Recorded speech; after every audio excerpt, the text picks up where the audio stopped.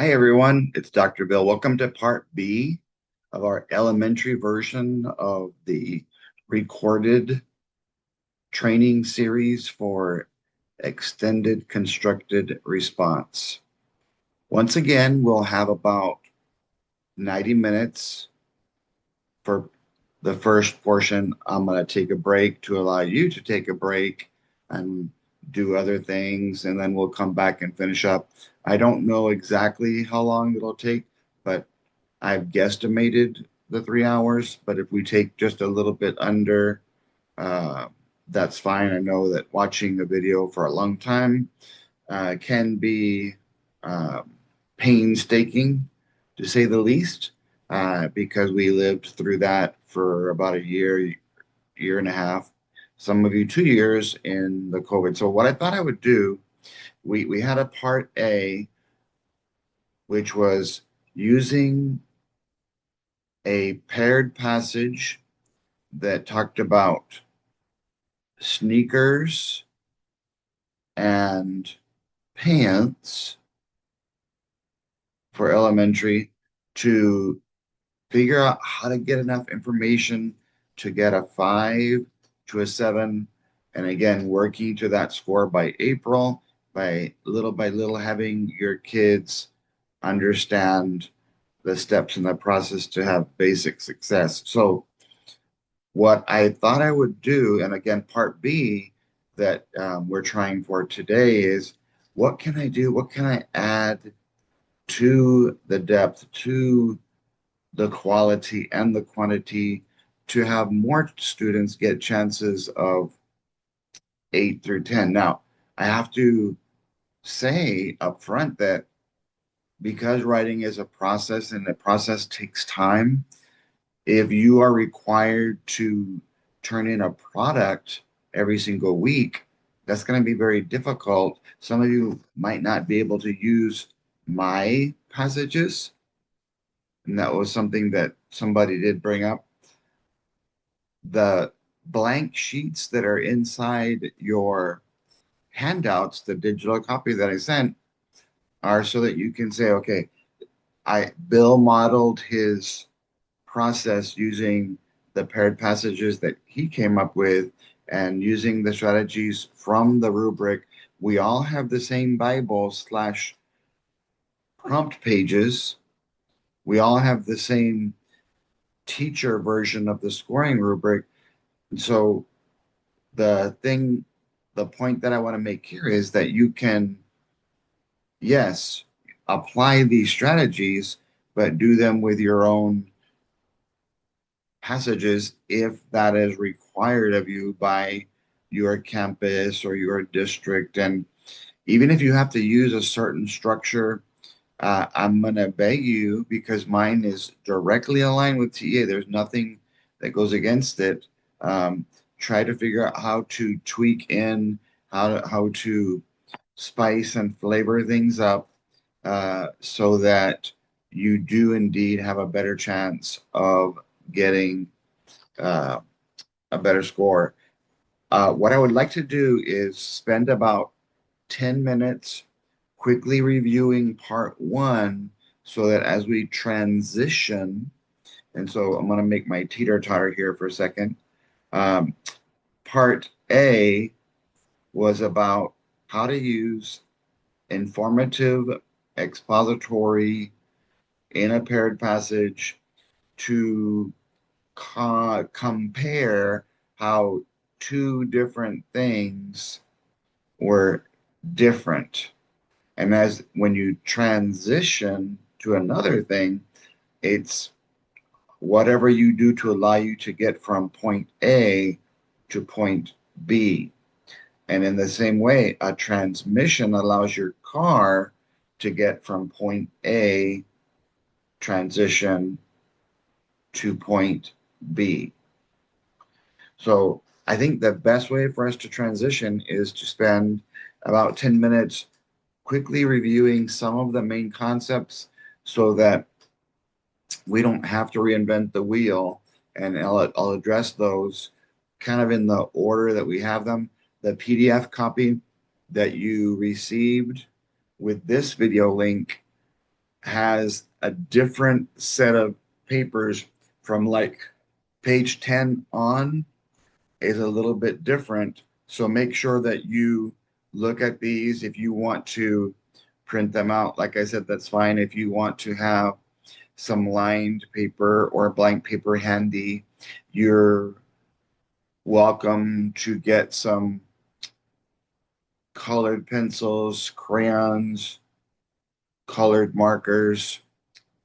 And if you don't have monkeys because you were not in one of my trainings in the past, and you don't want to wait until my printing company has the finished product of my folders and graphic organizers, then you're welcome to look for anything that's color coded. Basically, red, yellow, and green were what we used last week.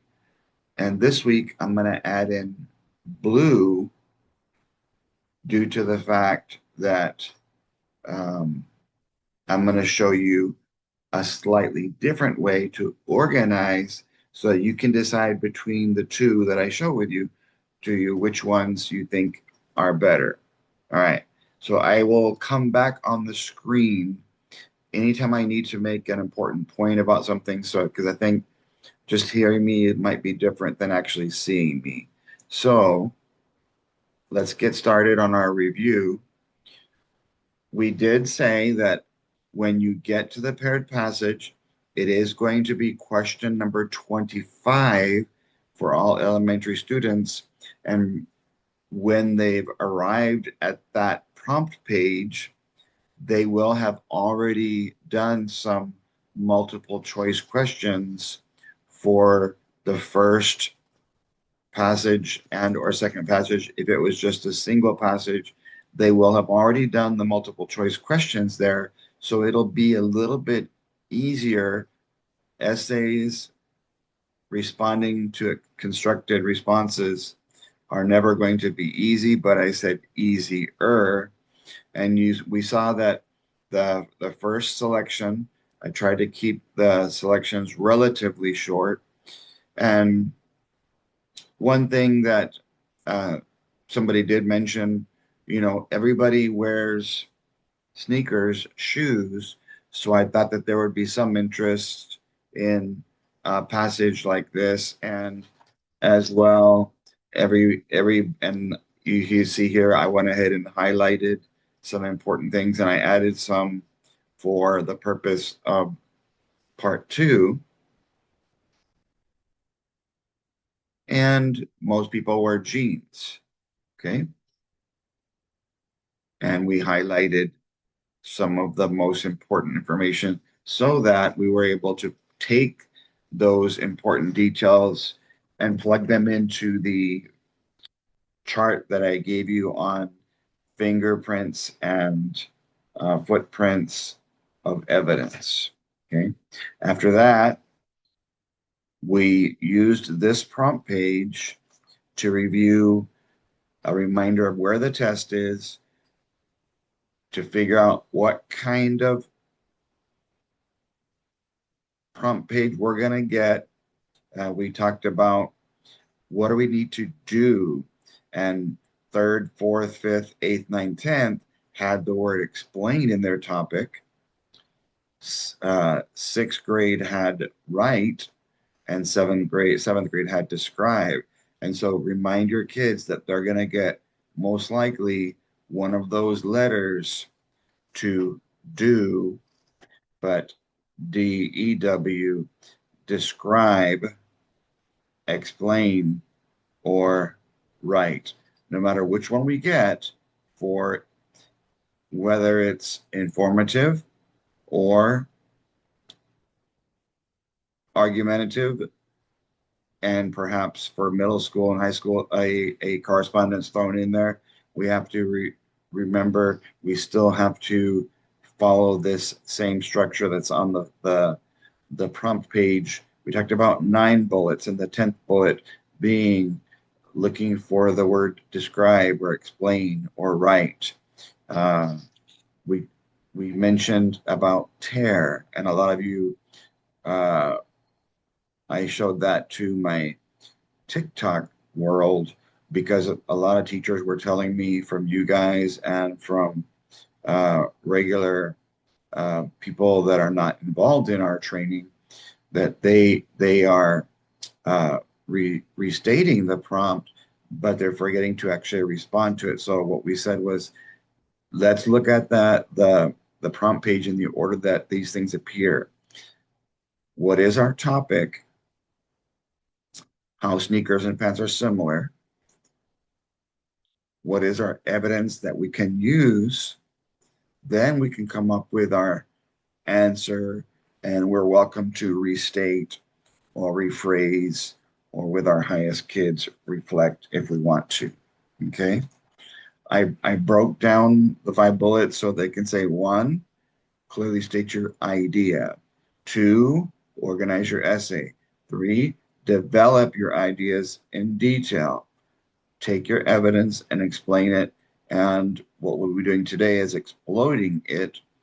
And four, make sure the evidence is there. So we plug that in.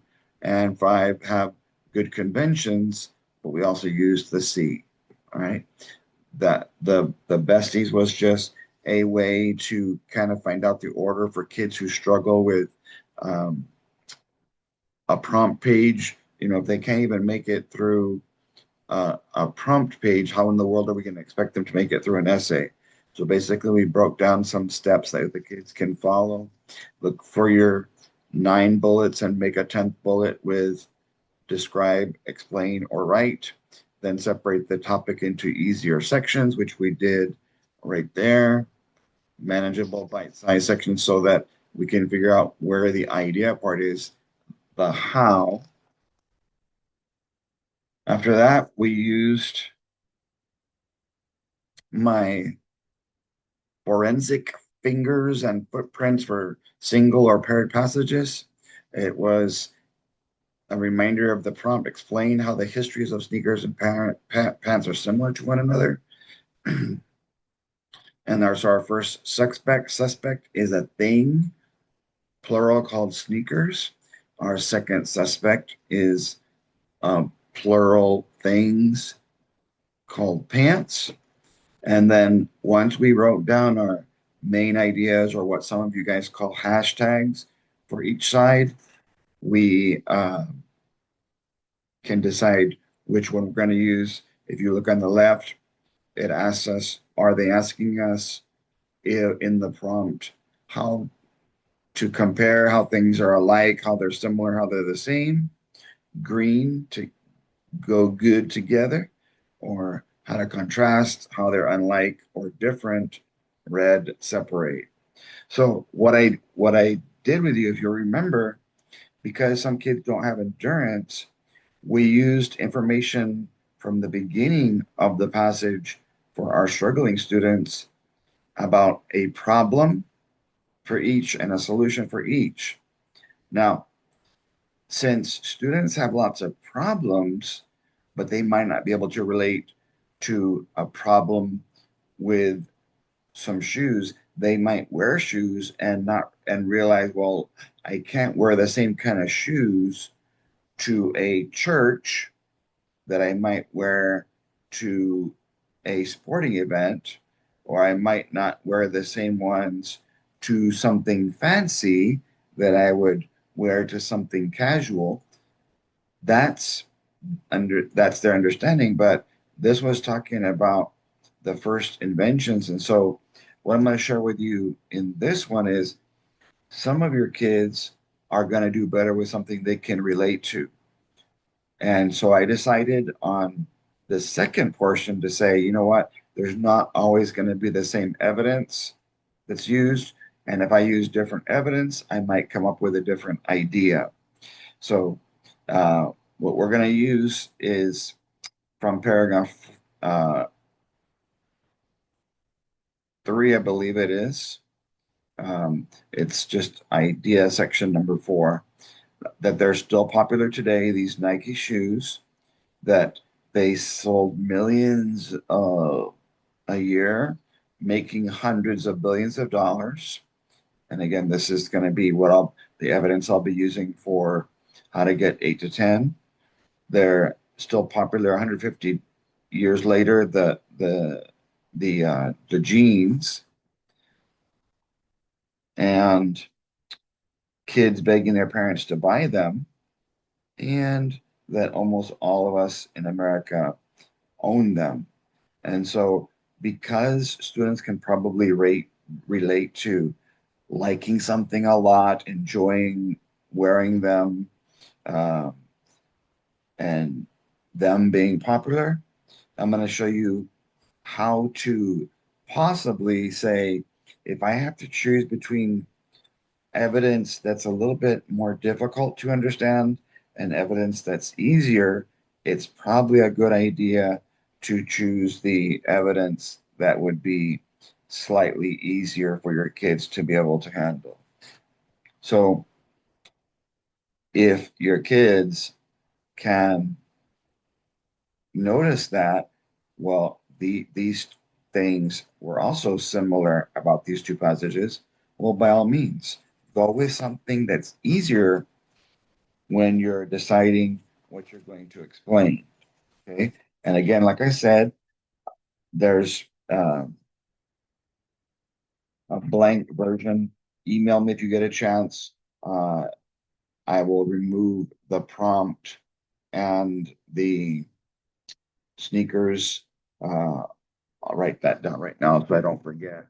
I'm going to um, make sure, number one of my things to my to-do list, send a blank copy of finger, fingers, we'll call it fingers and feet.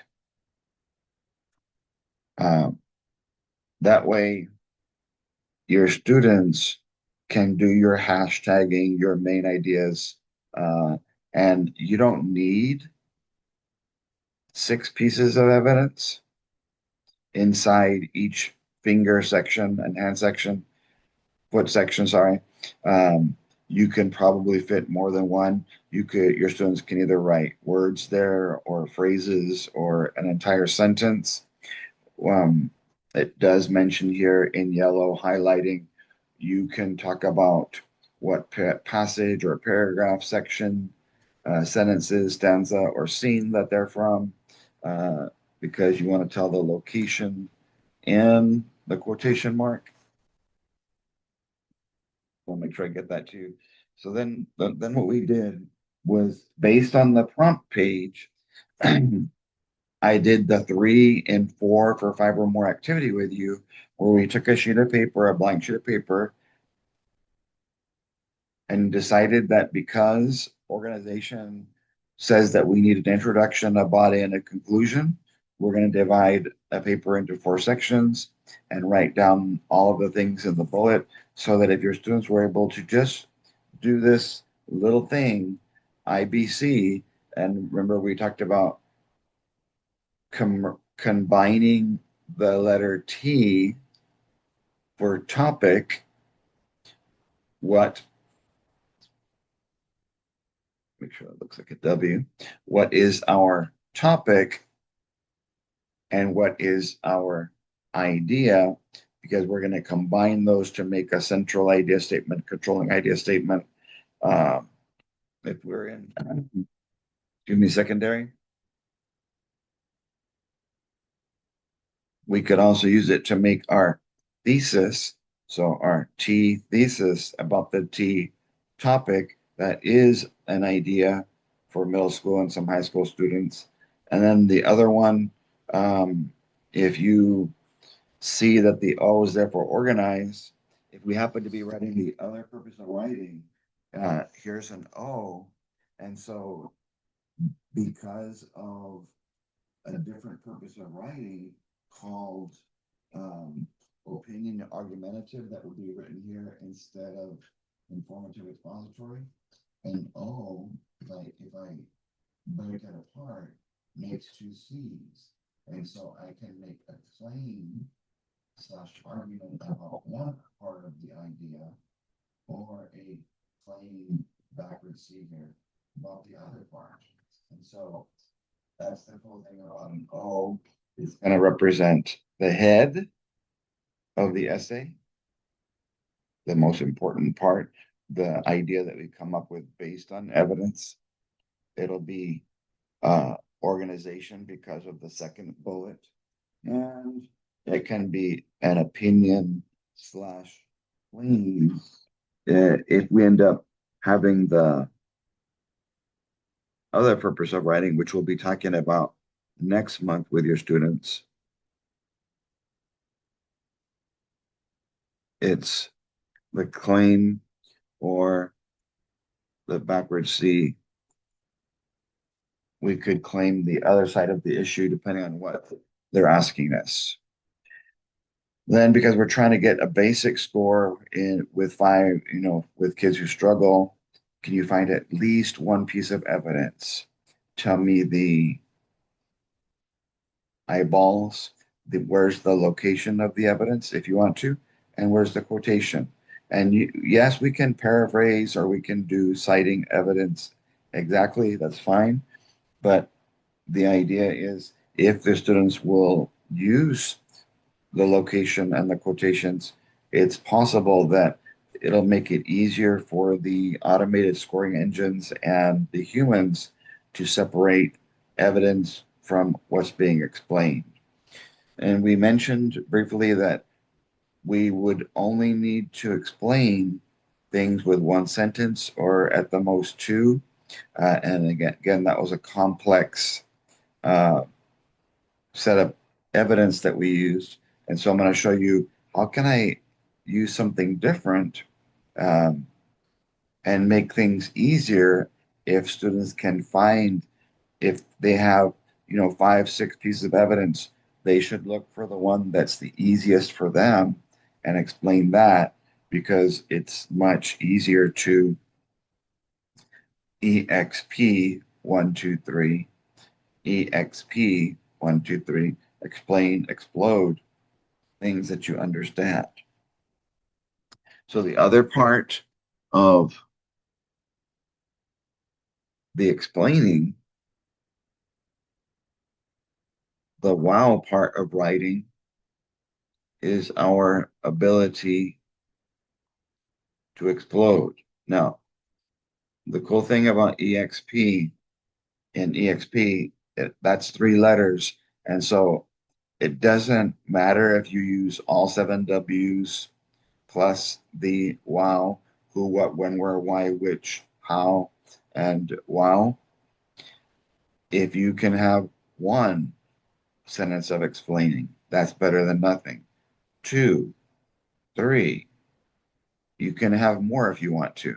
But I would suggest over time, as you teach them the process of expository and argumentative, ask them to try and produce one more sentence of explaining for each piece of evidence that they decide to use. All right. And remember that we saw that conclusions have to be at least present.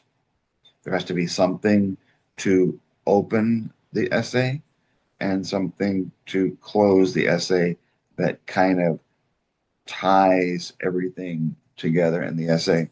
And our other C will be conventions. Why we put the E's in there? E for evidence. That's that part of the body. E for explain.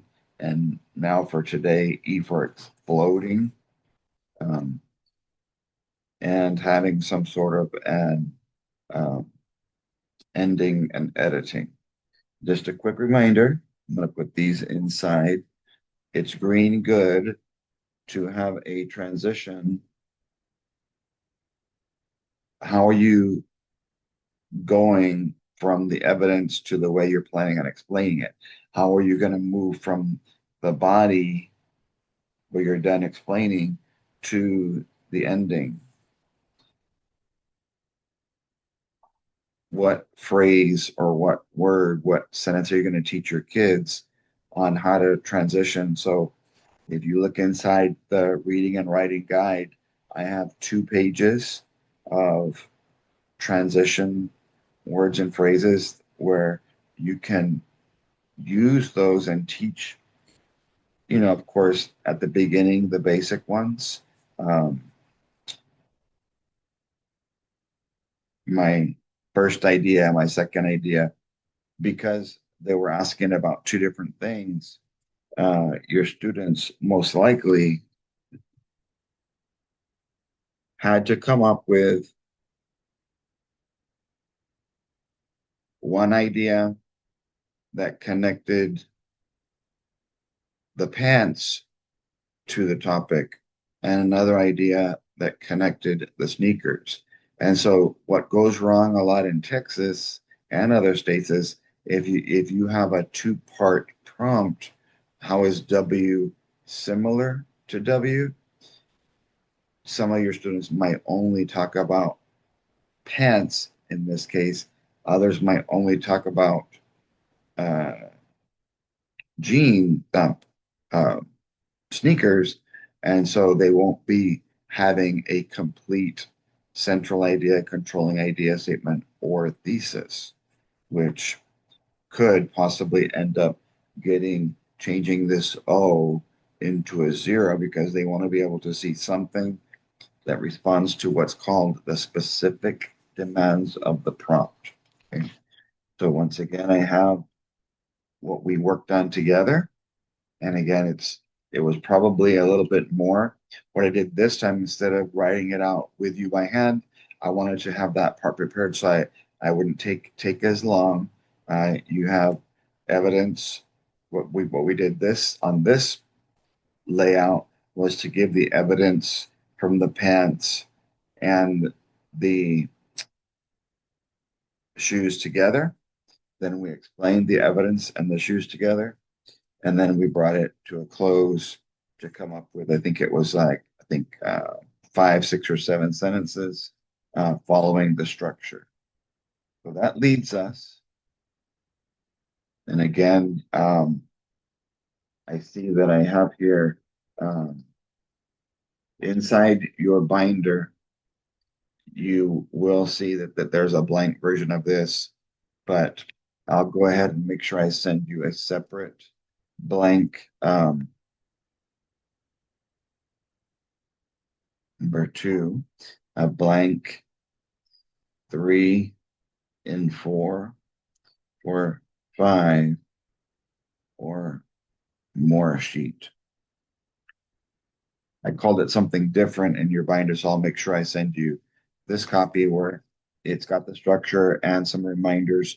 And little by little, you can start taking this graphic organizer away from your students so that they can uh, only have a blank sheet of paper and they just write down the things that they can remember.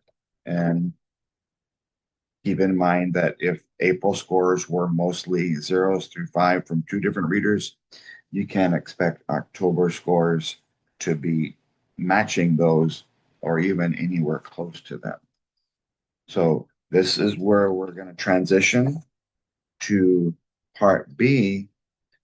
If you will print out pages 11 through 22, or at least have them open on your computer, what I wanted to do is come off the prompt page and see how that same IBC with transition concept applies coming straight from the TA rubric. Okay, so if you look there, it says informational writing rubric and it score 0.3. And you're going to notice that for elementary, if it's informational, it's pretty much going to be the same thing. If it was opinion argumentative, it would have just said the argument is clearly identifiable. That would be what fourth grade has. So let's work through this together so you can see what is it that the adult graders and the automated scoring engine is fed so that your students can have the best chance to get the score of 8, 9, and 10. The central idea is clearly identifiable. So just a reminder, that we want a central idea statement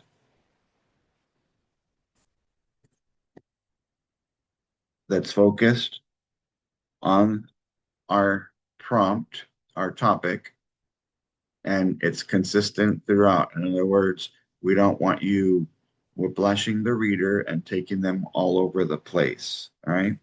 In middle school, if you happen to look at yours, it would say the controlling idea, or it might say the word thesis.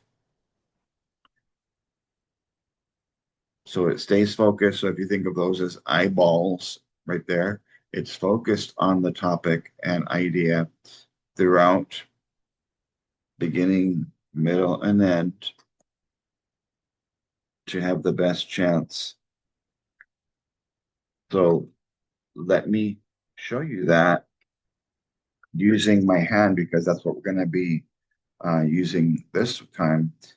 Your students can trace their hand, or they can just draw a hand with my fingers to be able to apply this. So you're going to be able to decide, okay, differentiated instruction is actually differentiated instruction.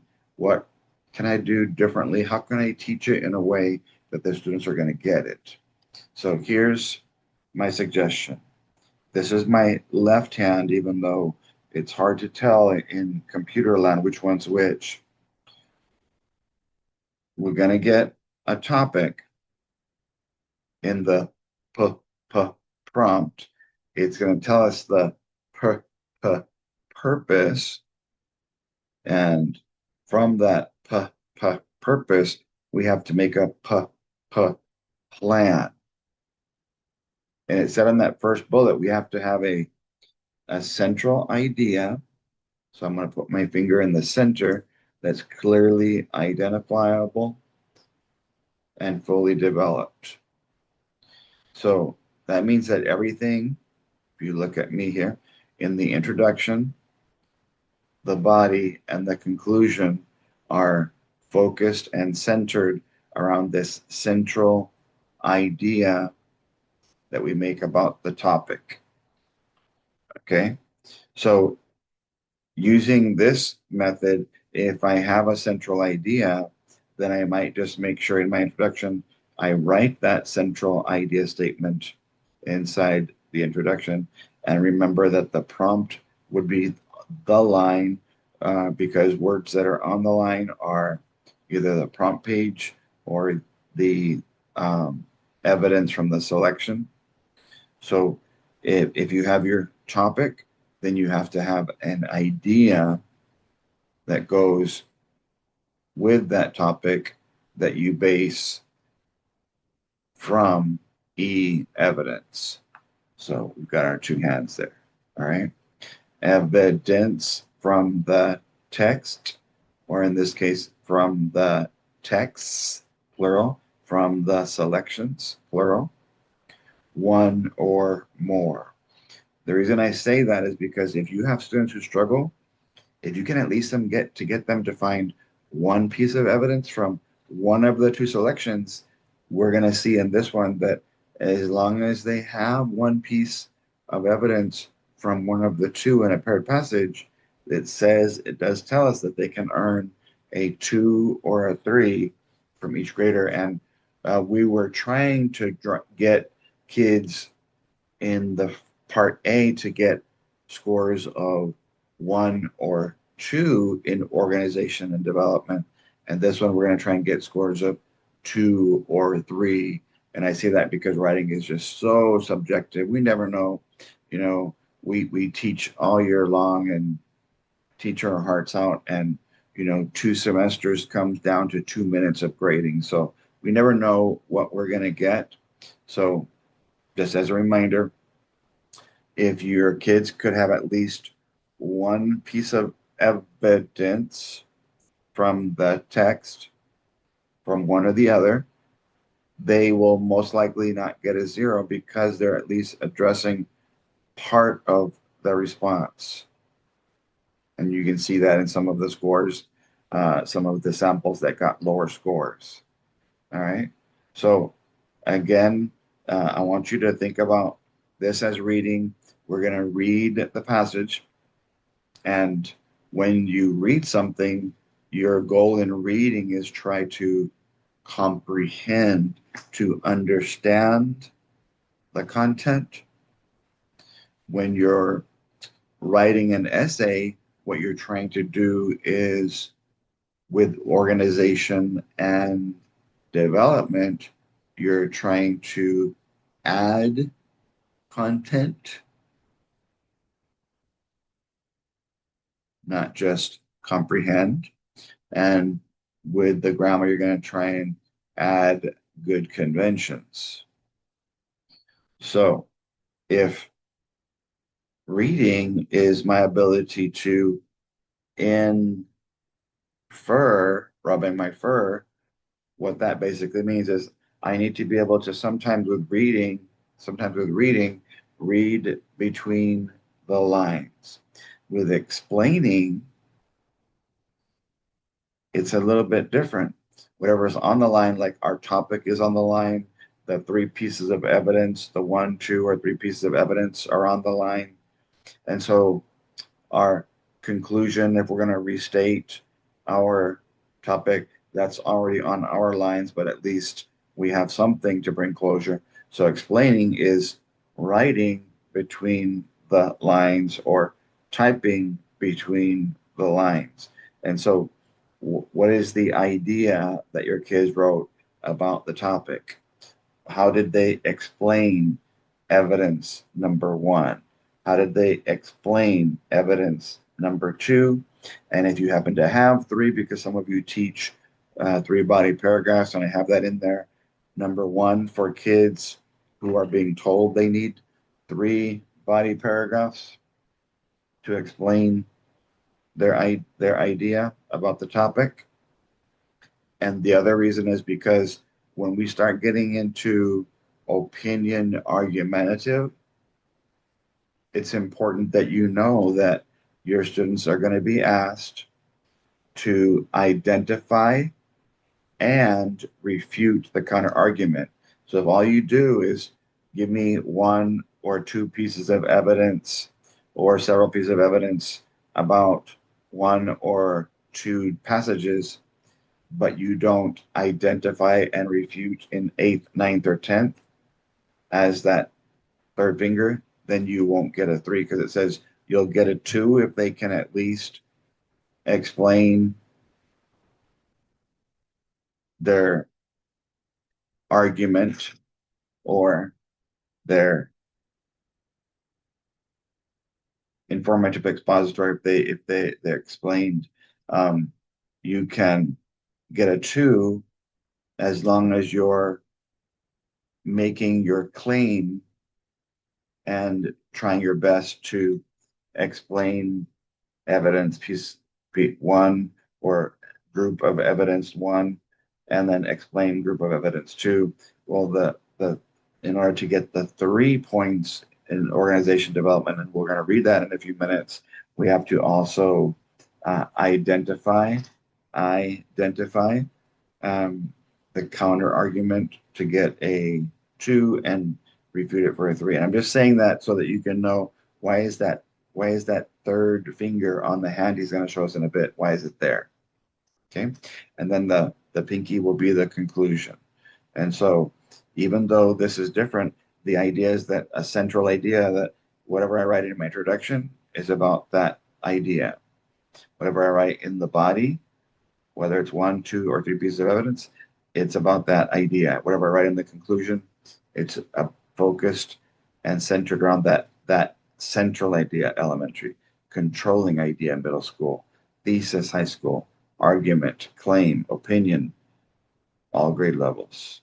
Okay. So if you end up putting your finger on your thumb and I try to move my muscles around, I don't feel all my muscles moving over here like I did and when I put it in the center, as in central. So what I'm saying by that is if your introduction is about the topic and the idea that was assigned, but nothing in the body, you just started throwing random evidence together and explaining that, that's going to hurt your score because it doesn't, as it says in the first sentence, I'll read it word for word. The focus is consistent throughout, creating a response that is unified and easy to follow. All of this ties together the topic,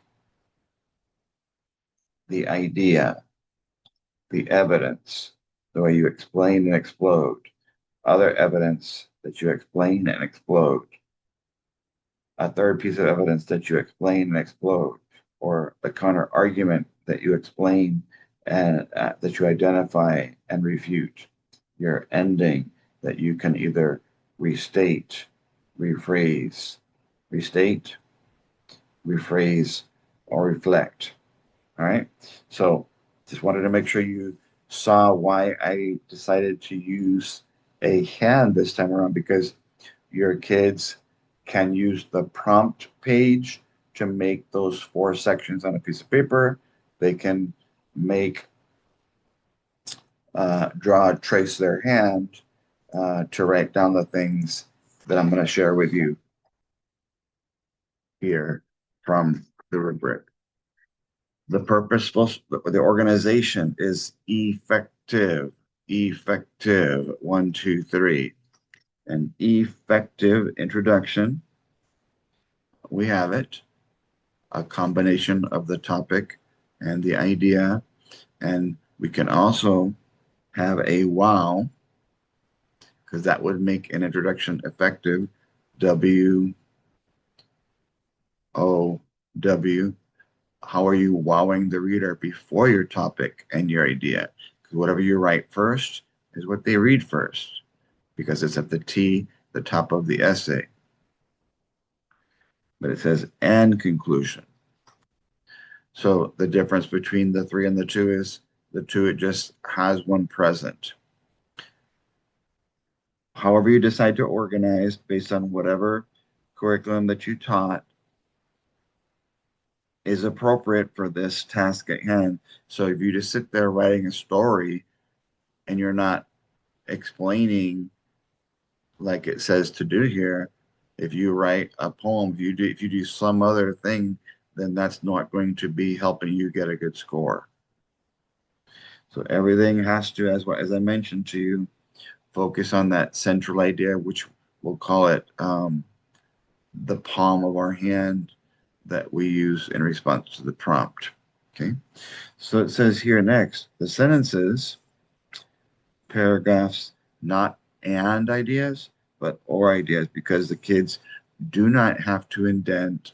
They do not have to have paragraphs. They do not have to have spaces between paragraphs. It just says whatever way that they choose to do it, their sentences have to be logically connected. In other words, they have to relate to each other, not just the topic. Like all these cannot be separate entities of themselves that are responding to one random piece of evidence. So we have to make sure that we transition effectively as we move from one to the next. And if you have 2 pieces of evidence or 3 pieces of evidence, it does say that they have to be logically connected to each other. What about the evidence? It's specific, not vague, well chosen. And so I shared that with you. If a student chooses evidence that doesn't relate to their idea or the topic, because remember, a lot of students were writing down their idea before they even read evidence. And so that's going to be really hurting the essay. It's going to be relevant and what's what I call related to the prompt. Then that's great. But it also says you have to clearly explain it. So that's why we have these 2 Ds. How are you going to develop the correct evidence that's specific enough and well chosen? We talked about, I know more about what's popular and what I like wearing than what somebody invented and why. And so sometimes the evidence chosen has to be based on the ability, background, understanding of your students. Okay, so this is the part that bothered me. Again, it has to all support the central idea. All right, for pairs in 3 through 5. So it does say this, evidence is drawn from at least one text. And we are in the score point 3. So if your kids do that, if they decide to, look at their evidence and come up with their central idea about that topic, but only decide to use one or two or three pieces of evidence from one of the selections instead of both, it says here that they're supposed to still be able to get a chance for a three. But my point that I was trying to make in the third grade was if they're asking me about two different characters from two different passages and how they feel uh, differently in terms of their emotions, why do they feel differently as they are trying for their goals, um, then the problem is how it's going to be hard for your kids to explain how they feel differently if you don't use evidence that backs that up from both. So that's why I've chosen, in spite of this sentence here, to go ahead and share with you how can I go ahead and make sure I use both texts, because apparently at least one text is probably going to be harder for some of your kids to get a good score. Okay. What is the writing purpose? In other words, do I understand it? Do I understand that I'm going to be giving information from the text, explaining it in my own way, with my own ideas, inferring, no, uh, explaining ideas from my own head. Okay. But here is, and if you look at the fourth, I'm going to show you my hand here. We have one, two, three, four bullets in organization and development. And this happens to be the fourth bullet. And so if I was to use my wedding hand, 1, 2, 3, 4 gets a good score. The fourth bullet is the one that talks about separating the basic, and I still get a lot of people, they're going to say, oh yeah, you can just use a formulaic, mundane way of teaching. But if the rubric says, you know what, let's actually teach the process of writing. Let's teach writing. Yeah. Teaching writing doesn't mean teaching a formula or teaching robotic monotonous responses. We want to be able to teach variety so that our kids' essays can each still respond to that same topic, but we can have lots of different ideas. We're only going to have two essays that we'll be looking at from the last time from part A and part B. You're going to see how we can have a different essay, and I'm going to show you lots of different ways to make the introduction more effective by adding some wow statements. What are you doing to wow the reader? We're going to be trying explaining the evidence at least with one, two, or three sentences. What I did for you is I made sure that because we're going to have all grade levels reading and following along on both parts, I went ahead and when I was doing the explaining part, I went ahead and made sure that there's some that are on or above your students' ability level if you teach like elementary and some of your middle school students, so that your students can understand. I can pick at least one or two or three of these because remember EXP, explain. All right. So here's how what separates the good papers from the great ones. And yes, you don't have to do this, but we have to remember it is in the rubric. Are they being taught by you that their word choices are important? That are you building their vocabulary? So if I have a W here, vocabulary, If I break a W words into two parts, I have two V's. What's my vocabulary? And I'm going to talk also about authentic voice that you can have to bring what's mentioned here. Is it purposeful? And does it enhance the response?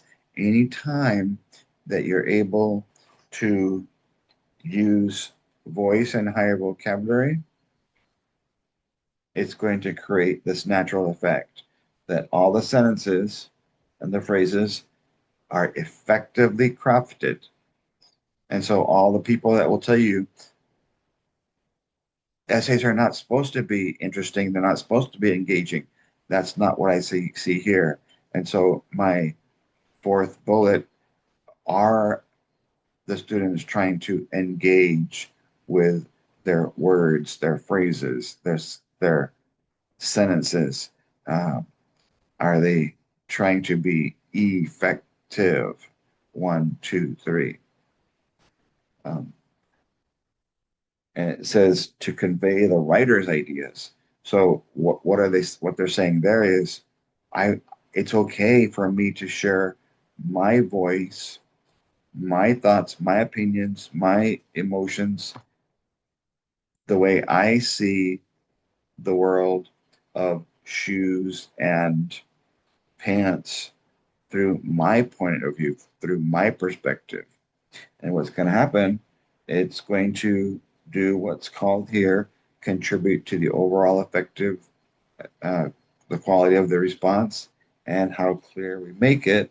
And again, the writer's ideas, not what a lot of kids are doing is here's some evidence and I'm going to explain the evidence with more evidence. No, explain the evidence with your ideas and make sure your word choices are effective and that you craft your sentences in such a way that they do truly enhance the response. Finally, we will be transitioning uh, to conventions, but remember, because we already mentioned it up here, the organizational structure does say that we have to have an effective one, two, three conclusion. And so even though these are actually on two different pages in the rubric, I merged them for you so you can see how do I get the 5 points from each reader because my goal is to try and get four of these 5 points or five of these 5 points from one and or both of the readers or scoring engines. So remember that we do want to have transitions. Um, and why again are we doing transitions? Because of trying to logically connect them and it says purposely and highly effective. And so if every single student is being taught in your classroom to use the exact transition words all year long, you never bothered to say, you know what, let me go ahead and teach you different ways to move from one idea to the next. That's not the student's issue. That's us saying we have to all use the exact same words and phrases. That's not what effective crafting is going to look like. So our last one, once we finish, and I need to plug this in here to make sure, are we having an end or an ending? Are we having a conclusion? Are we also making sure that this last bullet where I can earn hopefully 2 points in conventions by April, but if not, we'll at least get one. So we can get 3 points in organization plus 1 point in conventions.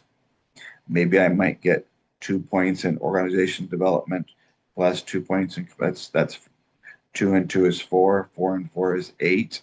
I might get 3 points and 1 point on conventions. That's four. I might get three and two.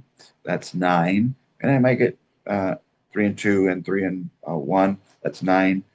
Or the highest, I might get a three and a two from both graders.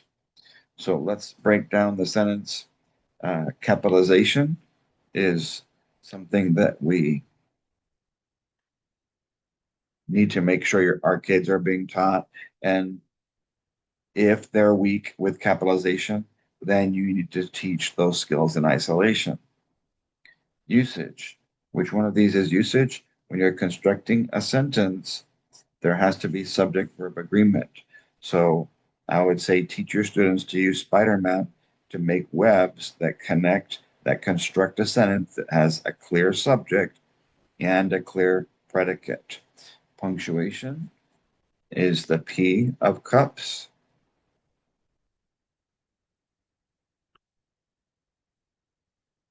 The S of cups is spelling.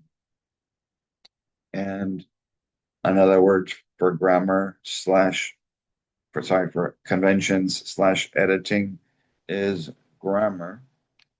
And so the only thing here that's not there is the importance of making sure that we have not just sentence construction, but with our punctuation, that we have what's called sentence boundaries. Because when we're constructing a street, a regular street has a beginning, a middle, and an end. Just like a sentence has a beginning that starts with a capital, has in the middle subject and verb agreement called usage, and has an end called punctuation.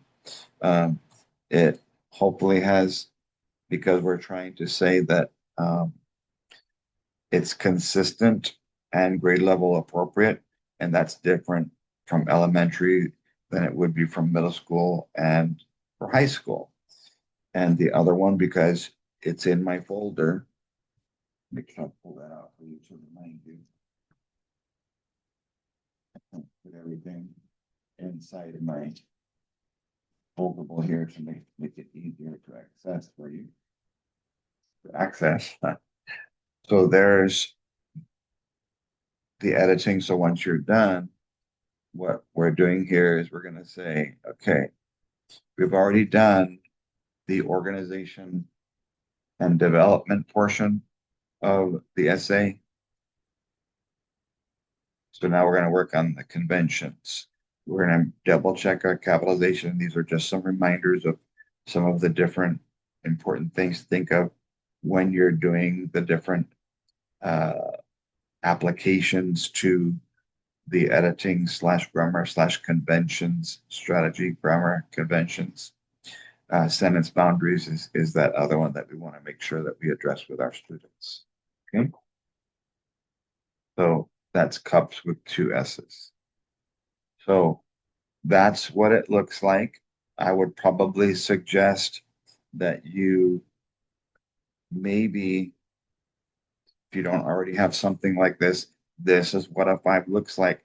I would love to make sure that that you make one, or that you copy the 8.5 by 11 version that's inside this part 2 of the binder, and in our little handout for part B, and have like a super poster size, so that it's visible to students all year long. Yes, you can show them what 2s and 1s and 0s look like, because I want to make sure my kids. Somebody one time told me, and I think before we get into the rest of our time today is going to be on, and I'll get where I can see you to tell you this. The rest of our time today is going to be focusing on, okay, now that I know what the adult rubric says, not just the student prompt page, that basically that's page 11 of your handout, that took the 5 bullets and explained them very in depth, so that you can see where I'm coming from. Why did I make my materials in the way that I did? So the next part, after I pause the video to give myself a break and to allow you some time to reflect and to take notes, we talked about everything enhancing the essay. So if I have my topic and my idea. Well, we basically needed two ideas. And so I'm going to be uh, showing you how do I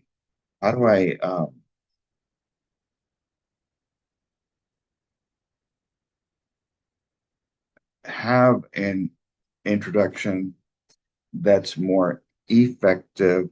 And so the first one that we're going to be covering is I'm going to come up with a different central idea, statement, sentence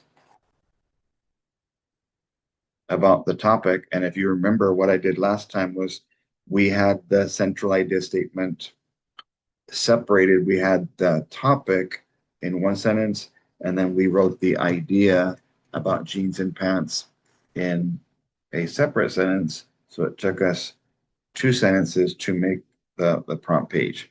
So if you look at me, uh, the first thing that we're going to do after I pause is what I'm going to call the wow.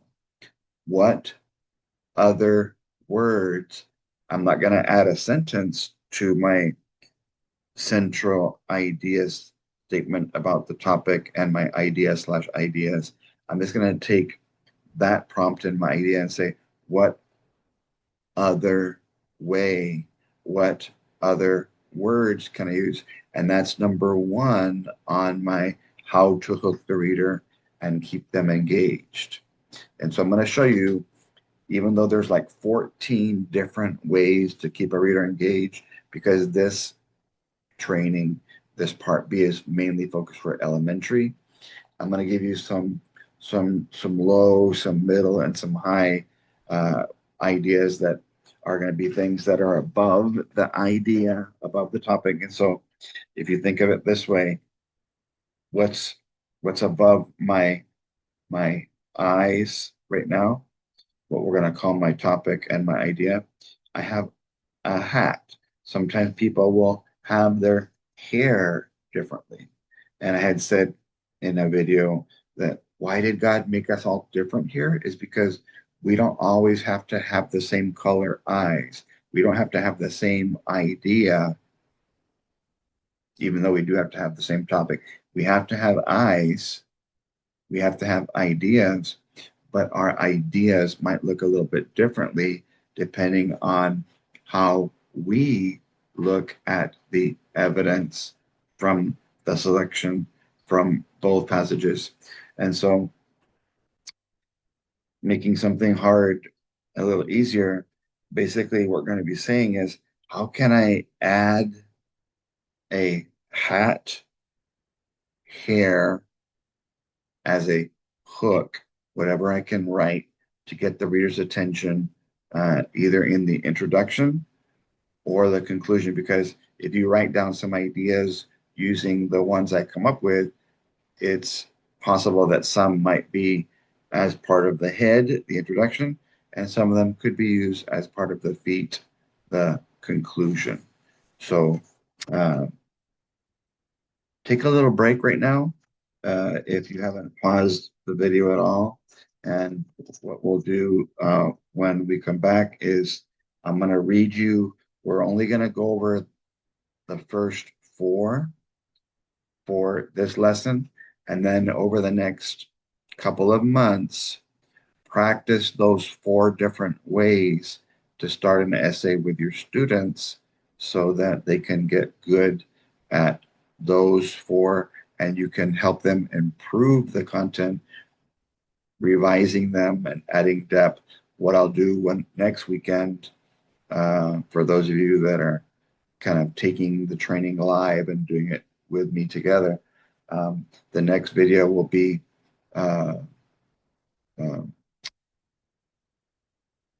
secondary part A and B, uh, same purpose of writing, also a paired passage, but it's going to be a different passage that's more age appropriate for middle school and high school. And I will say that the vocabulary, the difficulty level for the genes and the shoes, articles are probably high enough where you could practice these concepts with your kids. And I'm going to show you how, even though I had purposely designed this for elementary, because of that third grade prompt that was saying how two things were different, I decided to switch it to say how two things were the same, and kids can relate to hopefully wearing clothing such as pants and shoes. All right. So we'll take a break, and I'm going to be showing you on the next portion how to have different ways to hook the reader, 4 different ways. And we will come up with some sentences on how to explain the evidence that I decided to use for the pants and explain the evidence for the shoes. And that way we can see how all that applies to the hand that I'll show you after the break. Okay, so we're ready for the second portion of part B for you. And I want to say that just because you have a hat, it doesn't mean that it's appropriate for you. All caps and hair types don't belong to everyone.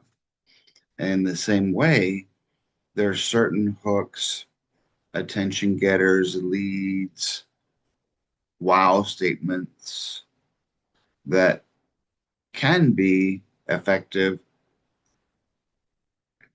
to tie to your idea and your topic, while others, because of maybe the ability level of the student, the grade level, some things need to be scaffolded in a way so that you only cover them when you feel like the student is ready. Now, I do want to say this.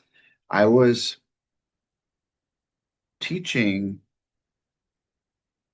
effective introductions ever since I started teaching because I saw the ones that did the best had a lot of them.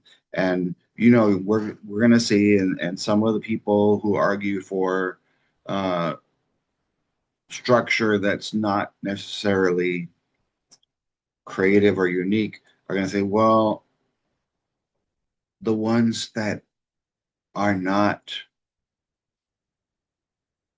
let's say, interesting and engaging, uh, a lot of them do well. Well, they might do. We're not trying. My goal here is, yes, we're trying to help kids to do well for the test, but more importantly, we're trying to teach them to do well for life. And if we're not really every single week teaching a new skill, a new concept, a new idea, that's not really teaching writing. It's more like assigning it and then just getting them. Imagine having to regurgitate the same exact process from third grade all the way to 10th in every single grade level, in every single subject, in every single uh, teacher's classroom. I don't want us to do that because we just saw in the rubric how you can do it differently and still be effective. And so I want to make sure that you are like my friend who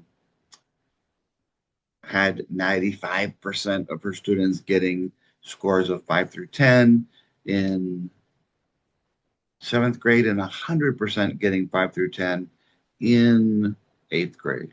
So, what I was going to say is one of my colleagues that I taught every year at her campus, she was trained by me. She was going through a period where she was really burned out and discouraged and just felt like the students didn't care, that the writing had lost its sense of blame, that for her it was blah. And when she came to my training the first time, she was like, this man gets it. This, it was like a light came on. And so I started going to her campus every single time, wherever she taught. And I started working with her students while they watched. And the way it worked in my first, until they started having two two fours or two fives that you could get, I was rewarding $50 gift cards for all the students across Texas. If I got to work with your students and they got a four, then those kids would get $50 gift cards when in the fall when I would come back to work with them again, or I would send them in the mail if they were too far for me to visit and I wasn't coming back. And the campus who got the highest percentage of fours, each student, because about 90% of my trainings, I would work with the students while the teachers observe. And I think that's more practical because you see my philosophy, my theory, my techniques being applied in front of you with your students. So one of the things that I taught her was that a way to get the reader's attention was what we call wows. And in this case, it's going to be a word of wisdom. What's a word of wisdom? Some of you might know it as a truism, things that are true about the topic or your idea or a quote. And so when I taught that you can do that, she every week would teach different quotes and truisms, words of wisdom to her students and have them either start their essay, the introduction, the head, or the conclusion, the toes, the feet. They would end, and they ended up doing very well, and they would get very high scores as well. And I was blessed because I remember one time when I went to visit her campus, uh, at the first school I met her at, she made this little bling uh, engraved um, plaque that I could stand up in my office to remind me that I was a bling consultant, not a blah one. And it was that idea of when you're brainstorming, when you're planning. Uh, I used to have, and if you ask me for it, I can send it to you. There's one where when we're brainstorming as a class, which is, I think, a very effective thing. You're brainstorming which evidence to use, brainstorming as a group with partners, and then you can brainstorm solo. Have a section on the brainstorming pages that would be what we call the blah, something that maybe too many people would use or too many ideas that people will share, and something that's bling. So I said all that to say this: when I was at another campus and district, I was teaching the concept of using truisms, quotes, words of wisdom to seventh graders. But the teacher stopped me and interrupted and said, I don't really want my students to do that because they're going to make mistakes. They're not going to do well. And of course, I had to interject and say, look, when kids are learning something for the first time, they're not going to do very well at it. They're only going to get good at time. But and that's why it's called teaching writing, that you're going to have to be constantly revising, adding, removing, replacing, moving things so that little by little that they get better. And the the the kids will grow over time if we're willing to put the effort in. So think about some of that and what levels you want to take your kids. I do want to say that because it's the beginning of the year and we're only in October and I'm not sure where you guys are at. A lot of you might not be uh, able to teach your kids very many of these, what we call hats or hooks or hair ideas. All right. So number one, exchange one or more of the prompt words when writing your CIS, the controlling central idea statement, controlling idea, thesis, statement, or claim. We're going to work on that. We're going to change some words in our new central idea slash controlling idea. Number two, write a sentence in your introduction, and I'm going to say, or your conclusion that expresses the feelings of the characters or yourself about the idea that you choose in response to the prompt. The third one we're going to try is write a sentence in your introduction and or conclusion that includes your point of view, your own personal opinion about the ideas, the examples of evidence that you choose in response to the topic, or of course, your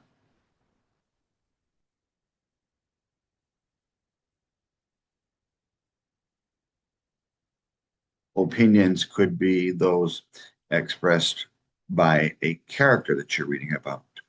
And the last one that we're going to work on with elementary, just to kind of give you 4 different ways to start, is not to make a statement, but to ask a question in your introduction or in your conclusion about the idea, the example. What often gets asked is a question about the prompt. And so when people say, oh, I have this really creative way, no, if everybody's doing it, it's not creative, it's not unique. It would be like every single student in Texas wearing this hat. And think of this expression, the reader is the eater of my words. That if I have to read every single word that's written by a student on a computer, then after a while, if I'm noticing that every single student is starting exactly the same with the same question, or what we used to hear, hi, my name is so and so, and in this I'm going to be telling you about, no, don't give me a preview statement that you're going to tell me. Just tell me. Don't tell me what you told me at the end. Just be different. Okay. So those are the 4 that I'm going to be teaching you. But I want to now go to this part that I feel is going to be very helpful uh, because your kids can easily trace their hand or get used to tracing this one. On the test, you can't have a pre-written graphic organizer like this one, but your students can get so used to doing it that they're able to um, kind of duplicate it on their own. We know that what our passage was. We know about the pants and the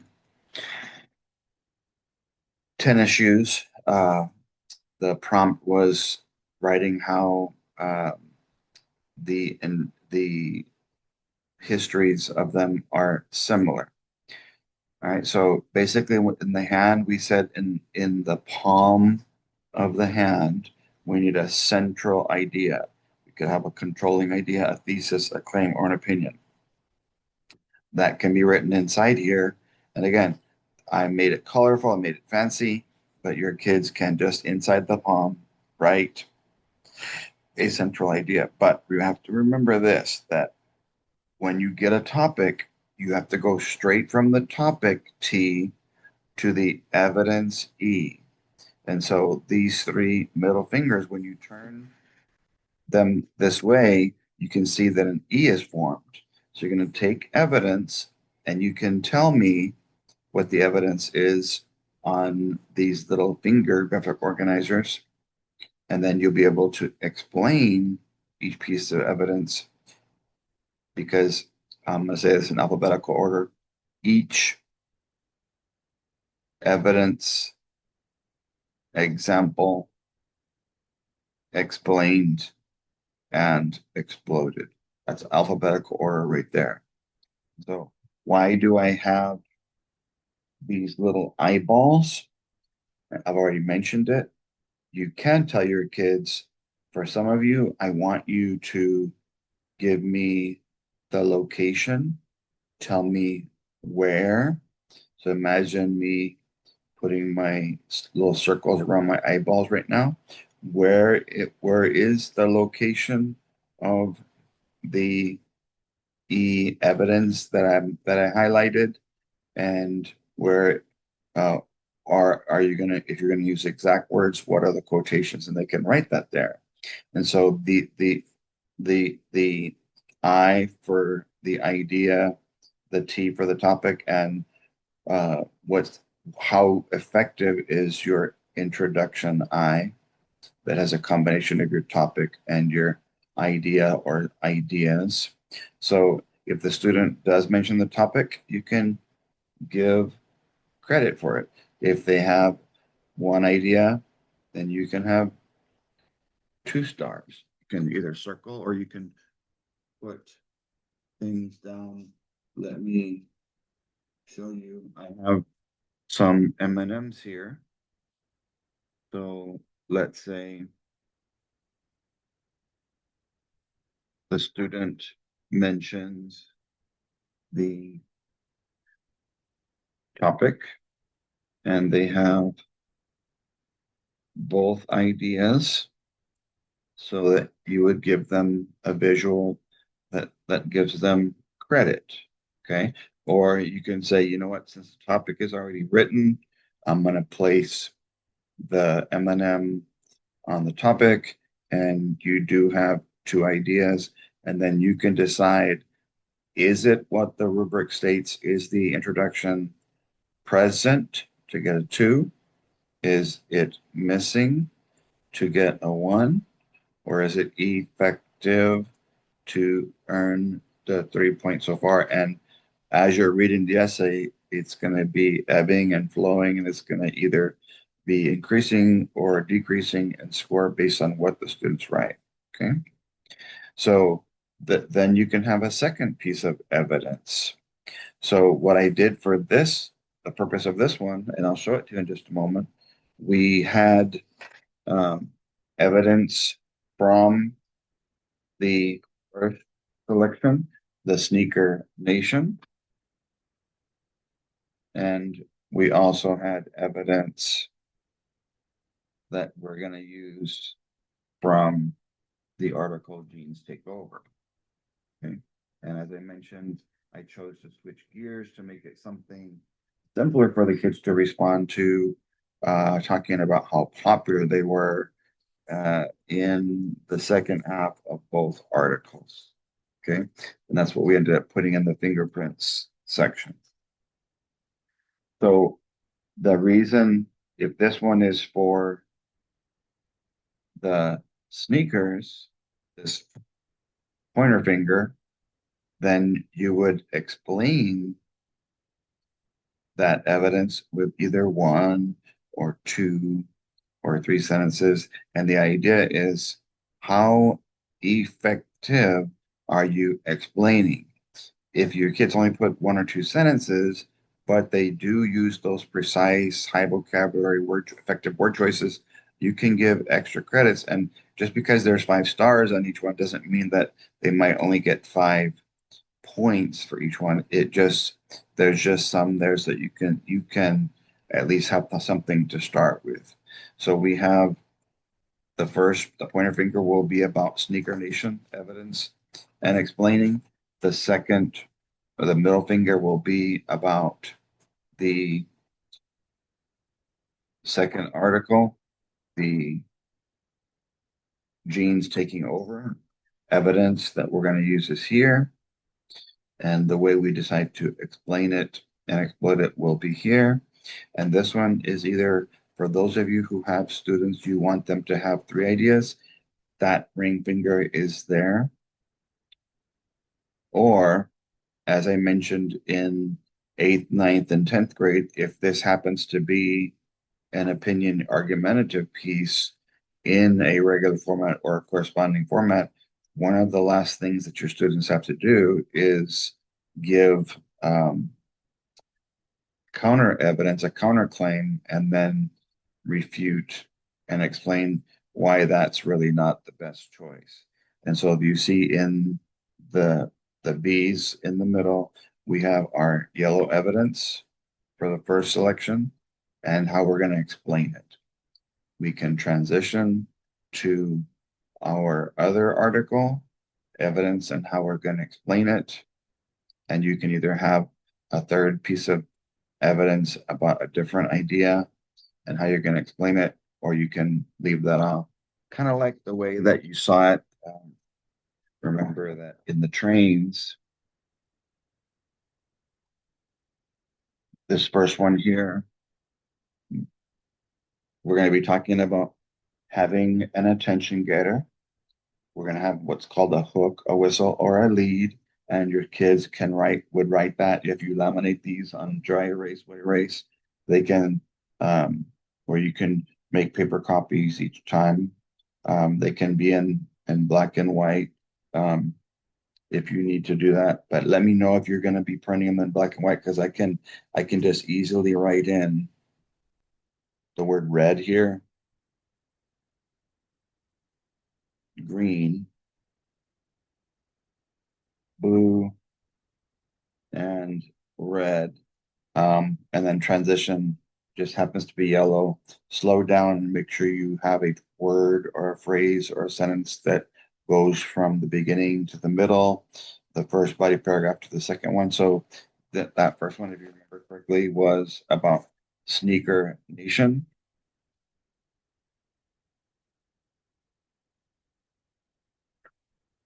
What is the Where is the evidence about sneakers? Uh, you can put it here.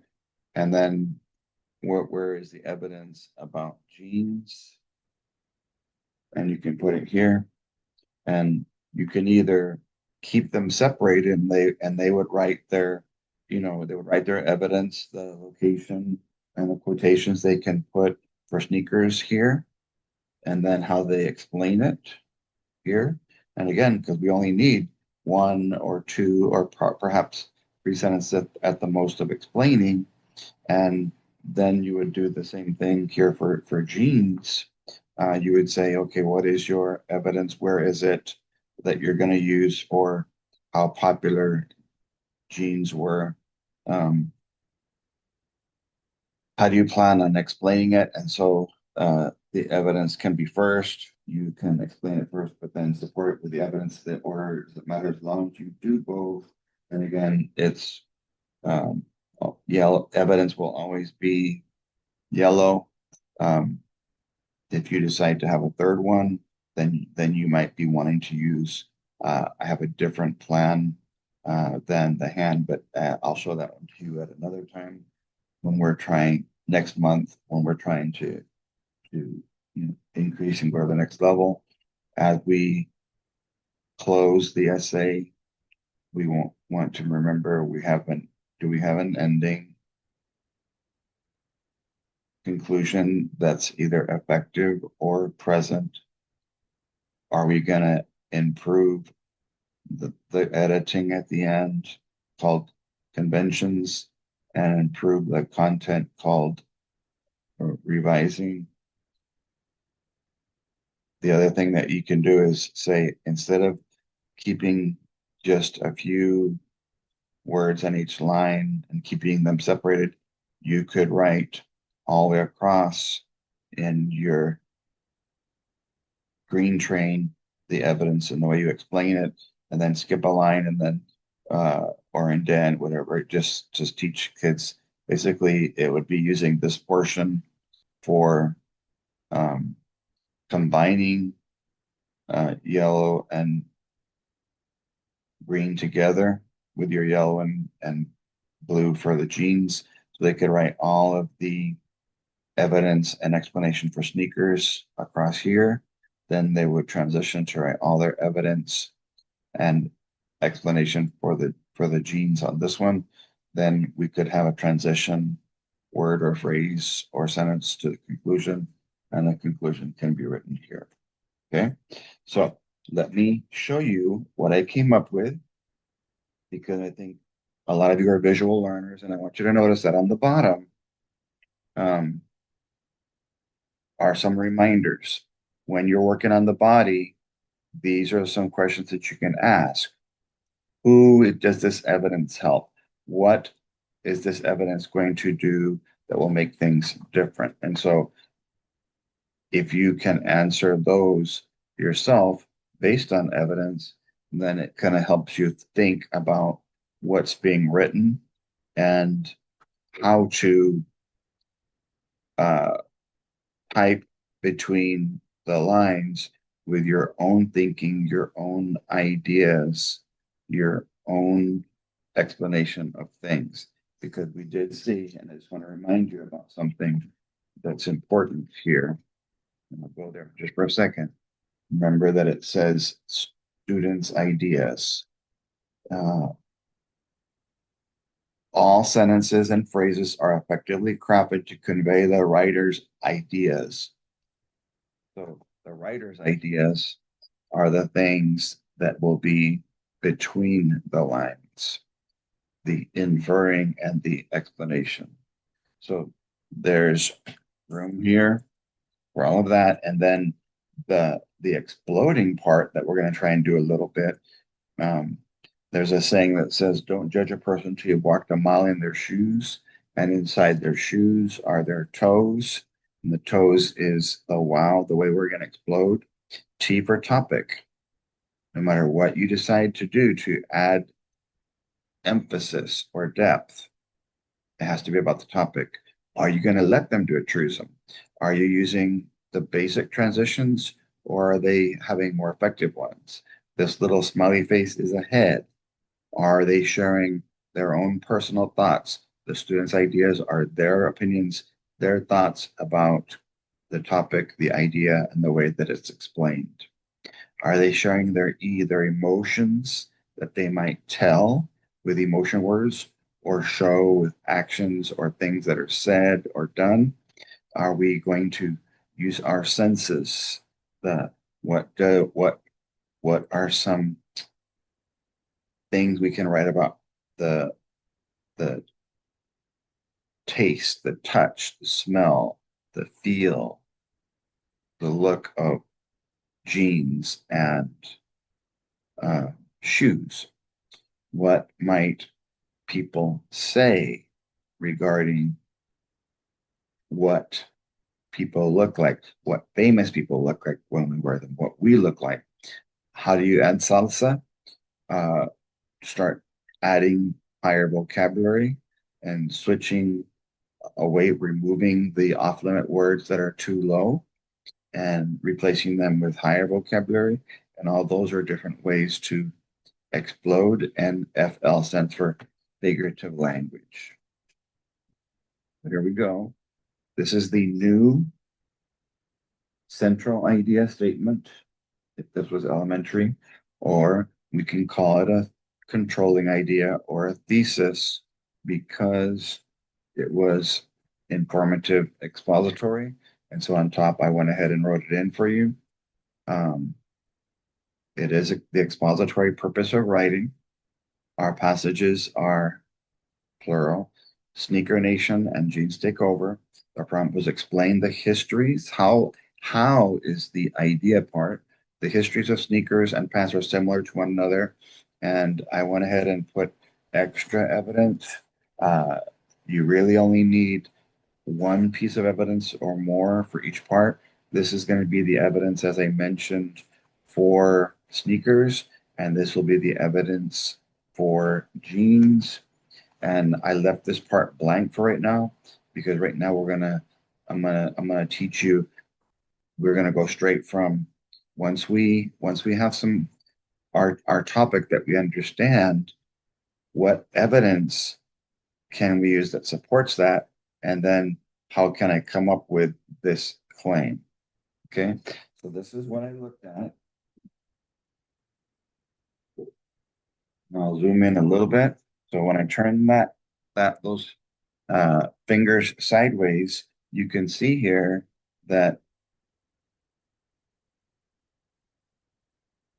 they create an E, little E with the three fingers.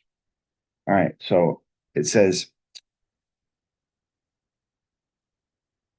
location, the eyeball, and quotations for this first one, so that you could see me practicing that for you. In paragraph 3 of capital sneaker, capital nation, comma, the very first sentence. So that's the general location. That's the very specific location. GPS, think of GPS at all points when you're writing evidence and explanation. Get pretty specific. Don't be vague. Converse, all stars are still popular today. Okay. The reason I would choose this as evidence is because I'm going to say that one thing that they both have in common is that they were very popular. Shoes and pants were very popular. Another piece of evidence, even though you don't need to, you can put to. And so I just wanted to let you see there was more than one opportunity to talk about how much people love the pants and the shoes. Location in paragraph 4, it goes on to mention. So these little tags, a lot of you have already done it, but you might start building up different ways to introduce your evidence by using certain phrases. So what I did on all the ones that I presented was use, I believe it was 4 different phrases. It says, tells us. The second one says, goes on to mention. You can say it mentions. Quotation, because we're starting the evidence. Americans, first word in a direct quotation, buy millions of pairs of sneakers each year.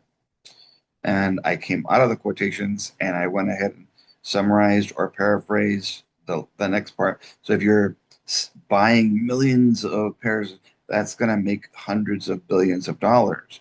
So anything that sells that much, you can understand there, they must be very popular if the companies are selling that many and making that much money. And so the other piece of evidence would be related to that because it said how are the ideas similar to one another. So the genes article, and this time I went ahead and just paraphrase. So I'm going to give you the location and I'm going to give you a paraphrase, not quotations.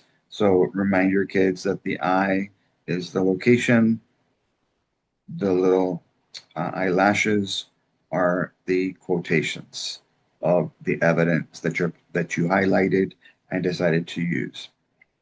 The article states, so that's our third way, in paragraph 3, location, that the pants Jacob Davis invented to help men mining for gold are still popular now, more than 500 years later. So that's how long they stayed popular. It also reveals a fourth way in paragraph 6, location, that people started wearing jeans every single day. So if you really like something a lot, you're going to wear it every day. And so all I have to do now is say, students' ideas explain this evidence. And so that's where a lot of things go wrong. The students don't know how to do a who, a what, a when, a where, a why, a which, or a how in terms of explaining this evidence and how it relates to the idea that you're going to see below and the topic that we see above. So we went from T topic to E evidence. So with that topic and with that evidence, the next step would be to say, okay, now that I have that, I'm going to use this oval here to come up with a central idea statement, thesis, controlling idea. One way the histories of tennis shoes and blue jeans are similar to each other, so some of the prompt words, not all of them, is that everyone, this is the how part, really enjoys wearing them both a lot in today's world. You can tell that from that evidence that that is true. People enjoy them because if they're popular, if there are a lot of people are buying them, and so there is one combined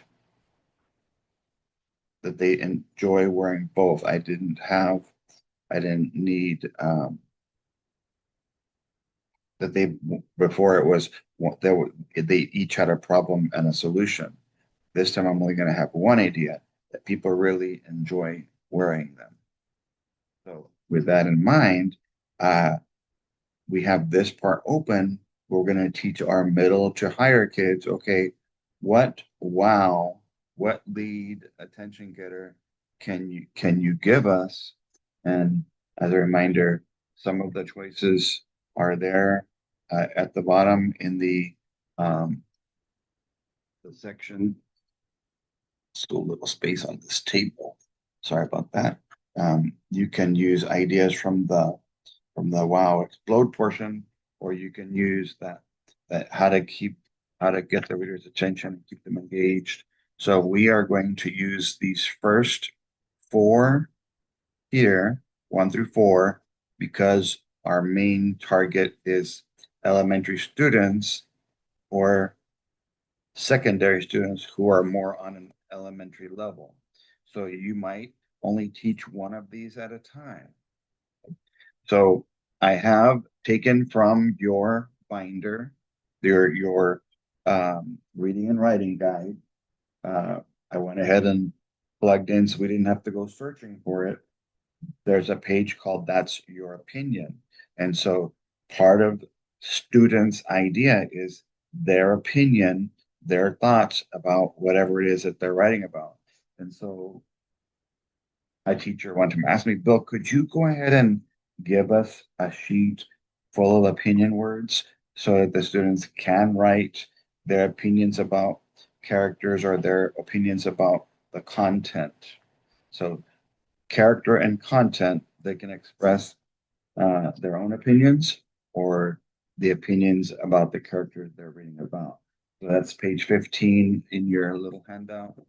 Page 16 is one glorified uh, thesaurus of emotion words. So the off-limit one is going to be happy, sad, mad, bored, tired, and surprised.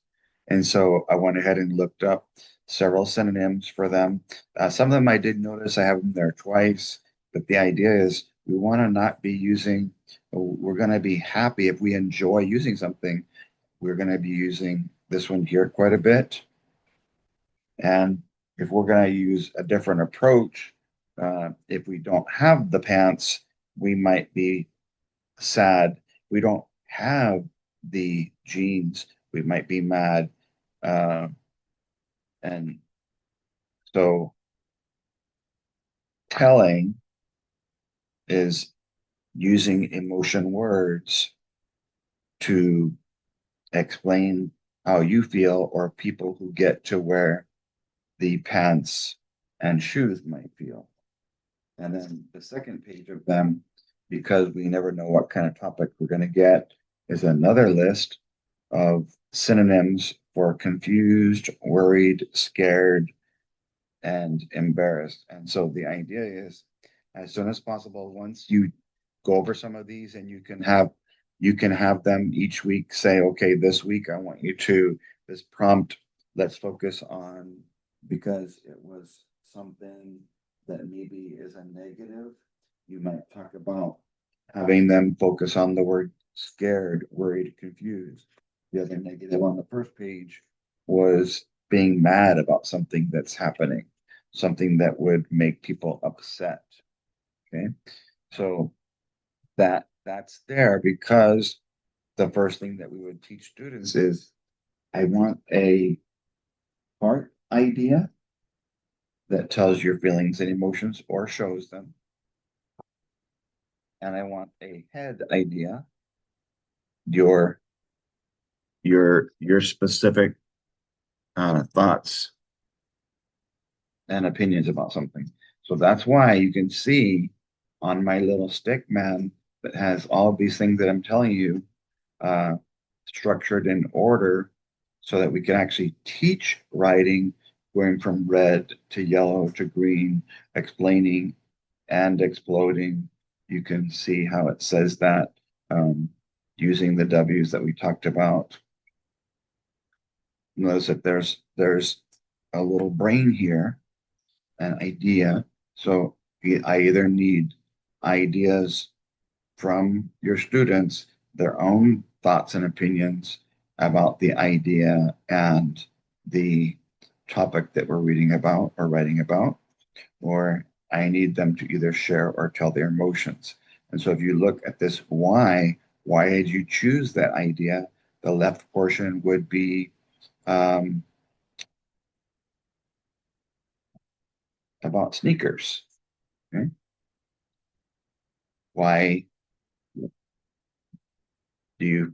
you feel like the evidence that you used about sneakers means that uh, wearing them is enjoyable, that people love them, people feel they're popular. And then we would transition to pants and why we felt that way. And again, the heart and the head are there because one of the ways to show a little bit of spice, uh, preciseness, is to talk about feelings, emotions, and to talk about opinions and thoughts.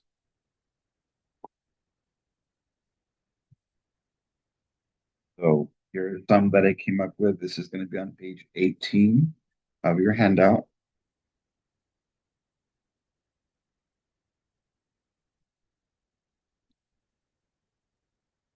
Once again, I don't have a name or a number.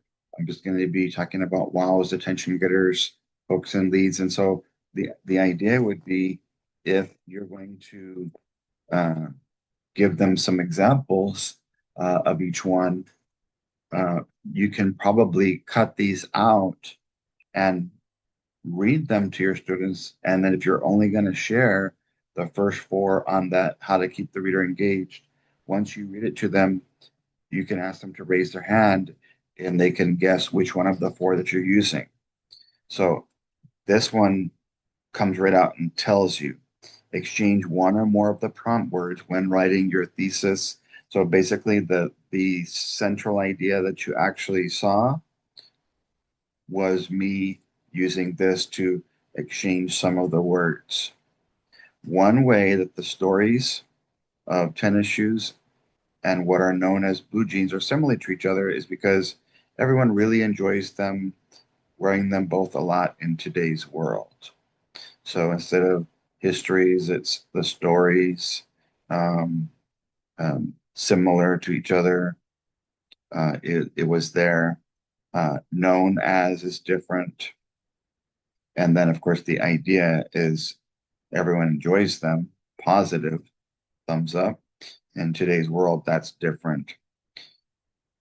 Number two, write a sentence in your introduction or conclusion and or that tells or shows yours or a character apostrophe s feelings about your idea you chose in response to the prompt. So here's an example of telling that you could put in there, and this could be placed here in your little chart on those empty three lines. What's your wow going to be that you're going to use? And so here are just some examples. I'm so thrilled and excited to be able to wear comfortable tennis shoes and blue jeans, thanks to a couple of people who invented them long ago. So the emotion words would be thrilled and excited. Okay. And again, that's the student's idea.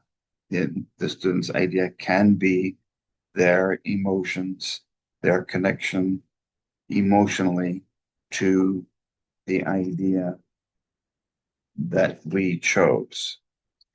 Showing by actions. Every morning, I wake up and hug my Hoka tennis shoes tightly before I put them on. So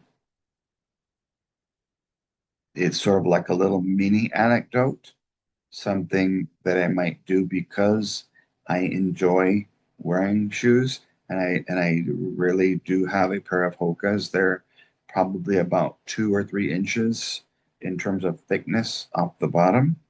Um, Hugging them is something that people would do because they have a feeling of love towards something. So that's show, don't tell. I remember there were, I'm going to give you an example that I remember from a student. She was uh, frustrated.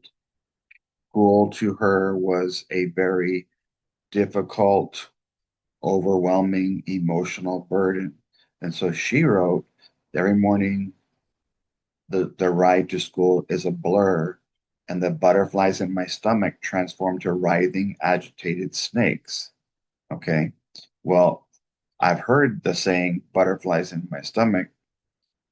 She said, every morning the school ride to school is a blur, and the butterflies in my stomach transform. Well, that's high vocabulary to writhing, agitated snakes. So it's not butterflies in there, it's snakes, and apparently agitated, they're upset. Writhing means they're probably like causing her pain. Uh, and so she feels like uh, there's something inside eating her stomach alive. And her transition at the ending was something like, when I get home, I throw myself in my bed and sob my stress and anxiety into a much enduring pillow. Now, yes, this is an anecdote, but it's not a two, three, 4 sentence anecdote. It's just me giving you an emotional connection about me enjoying, because I'm going to be writing about enjoying the shoes and the pants. I'm going to write about me enjoying my shoes or my pants that um, I actually have. Number three, write a sentence in your introduction or a conclusion that includes your point of view or your opinion about the evidence or the example that you choose in your essay. There's nothing more incredible. So, incredible is an opinion in the um, good, fun section. So if I backspace over here to show you, you can see that the word incredible is right there, and amazing right there. There's nothing more incredible and amazing than having a dozen or more tennis shoes and blue jeans in your closet that you can select from to wear each day. Okay. Now, some people will tell their kids, if you're using words like that, instead of just making it as a statement, they can make an emotional connection. And very high up to the left on the keyboard, when your emotions are high about something, when your opinion about something is so high, you're welcome to push shift and go way up to the left hand portion of your keyboard and push the exclamation mark instead of a period. Okay. So if this is a sentence, then you may say, okay, because that's part of my introduction, there's my hook sentence. It's one sentence. Um, because they also let me see a picture of more than a dozen, I might give extra credit for that. Or I could be using the M&Ms. You can use Skittles. Just what you're doing is counting the quantity and the quality. All this is just one sentence. So you can give credit for the sentence, and then you can say, okay, I'm also going to give you credit for the word incredible and the word amazing. So you would get like 3 points, one sentence, and three amazing details. You can say, okay, well, what about the letting me see the number of pets? And so that would be right before our central idea that's written up there, um, changing one or more of the prompt words. One way that the stories of tennis shoes are known to similar to each other, that would be the topic. We've addressed it, is that everyone really enjoys them. That's their idea.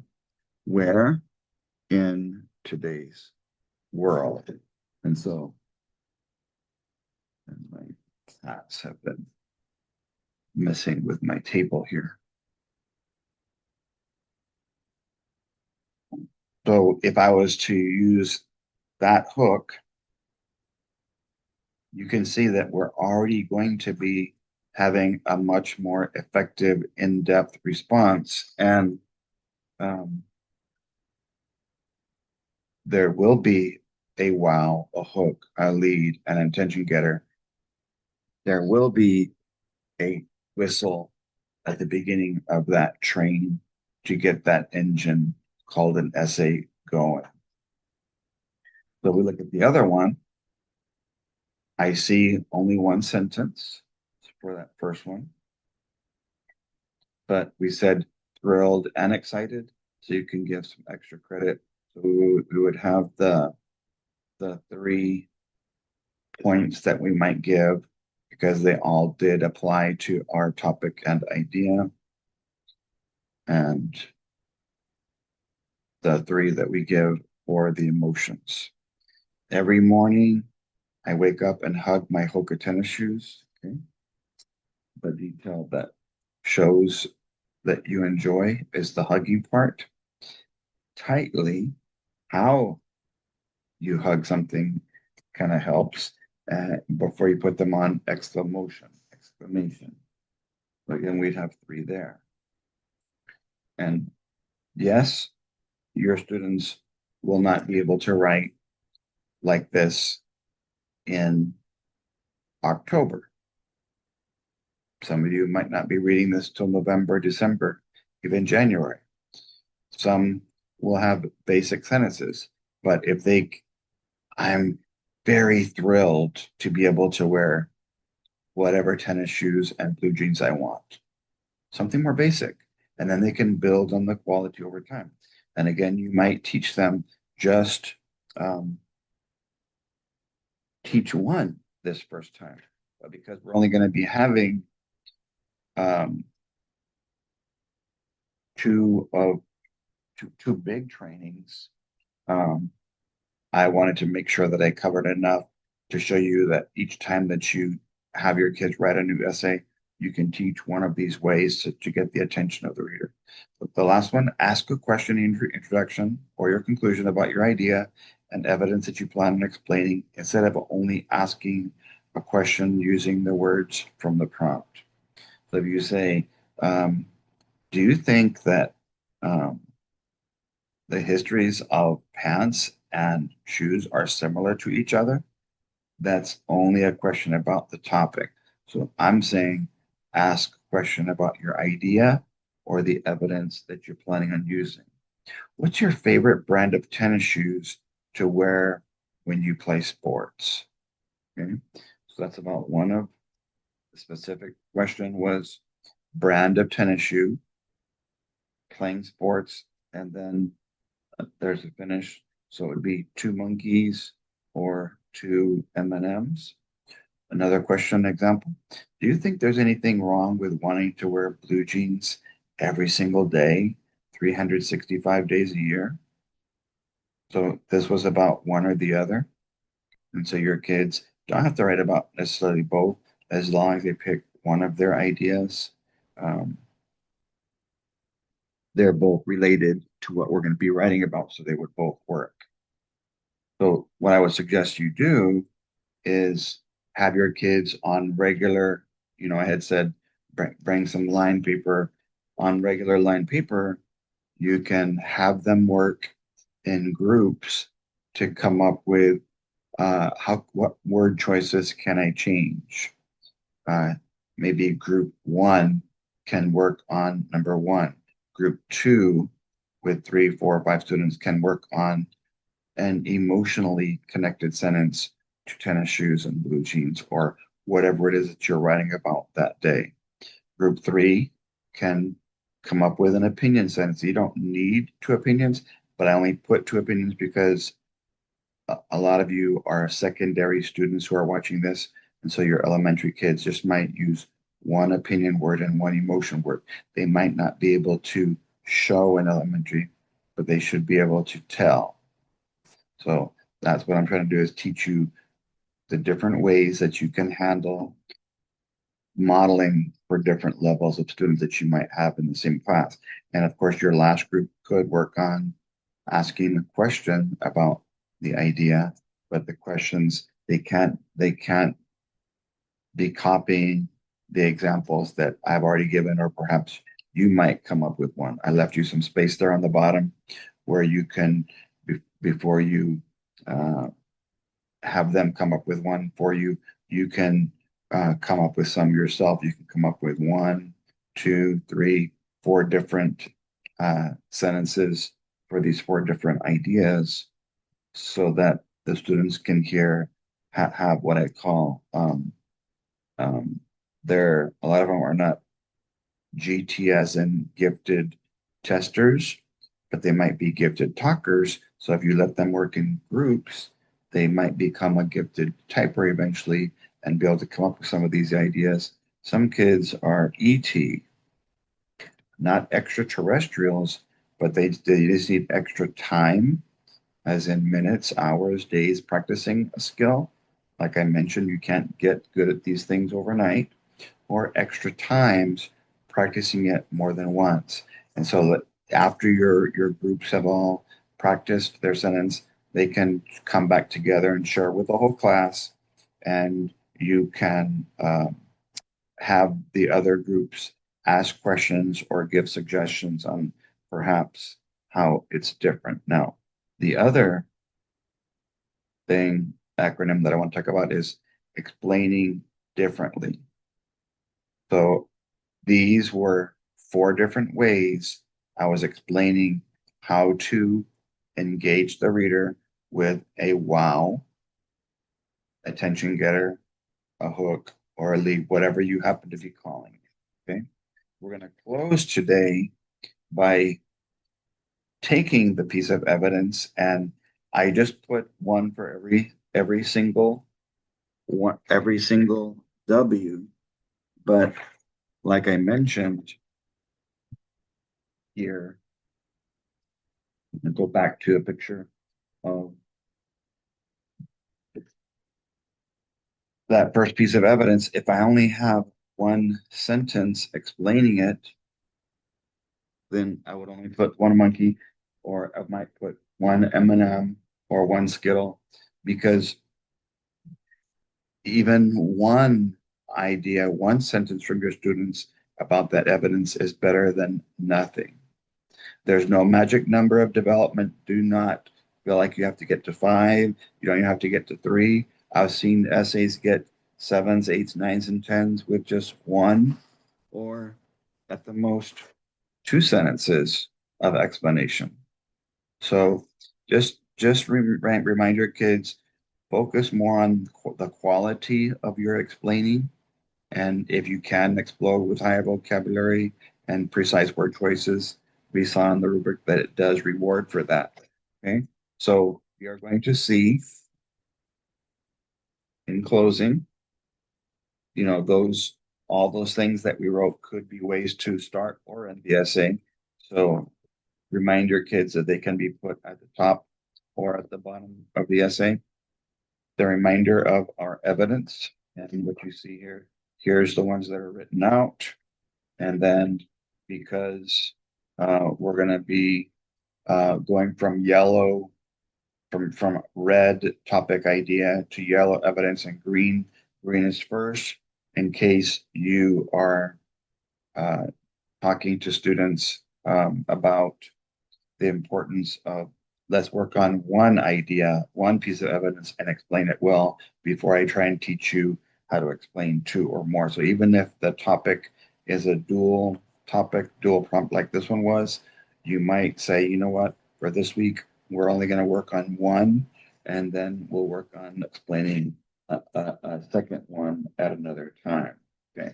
One more reason that before I share these ideas with you, if you look here, um, one of the reasons that I felt it was important, sometimes the prompt is going to be worded in such a way that your students need to have three examples of evidence. For example, in fifth grade a couple years ago, they said, explain how Kim showed determination throughout the story.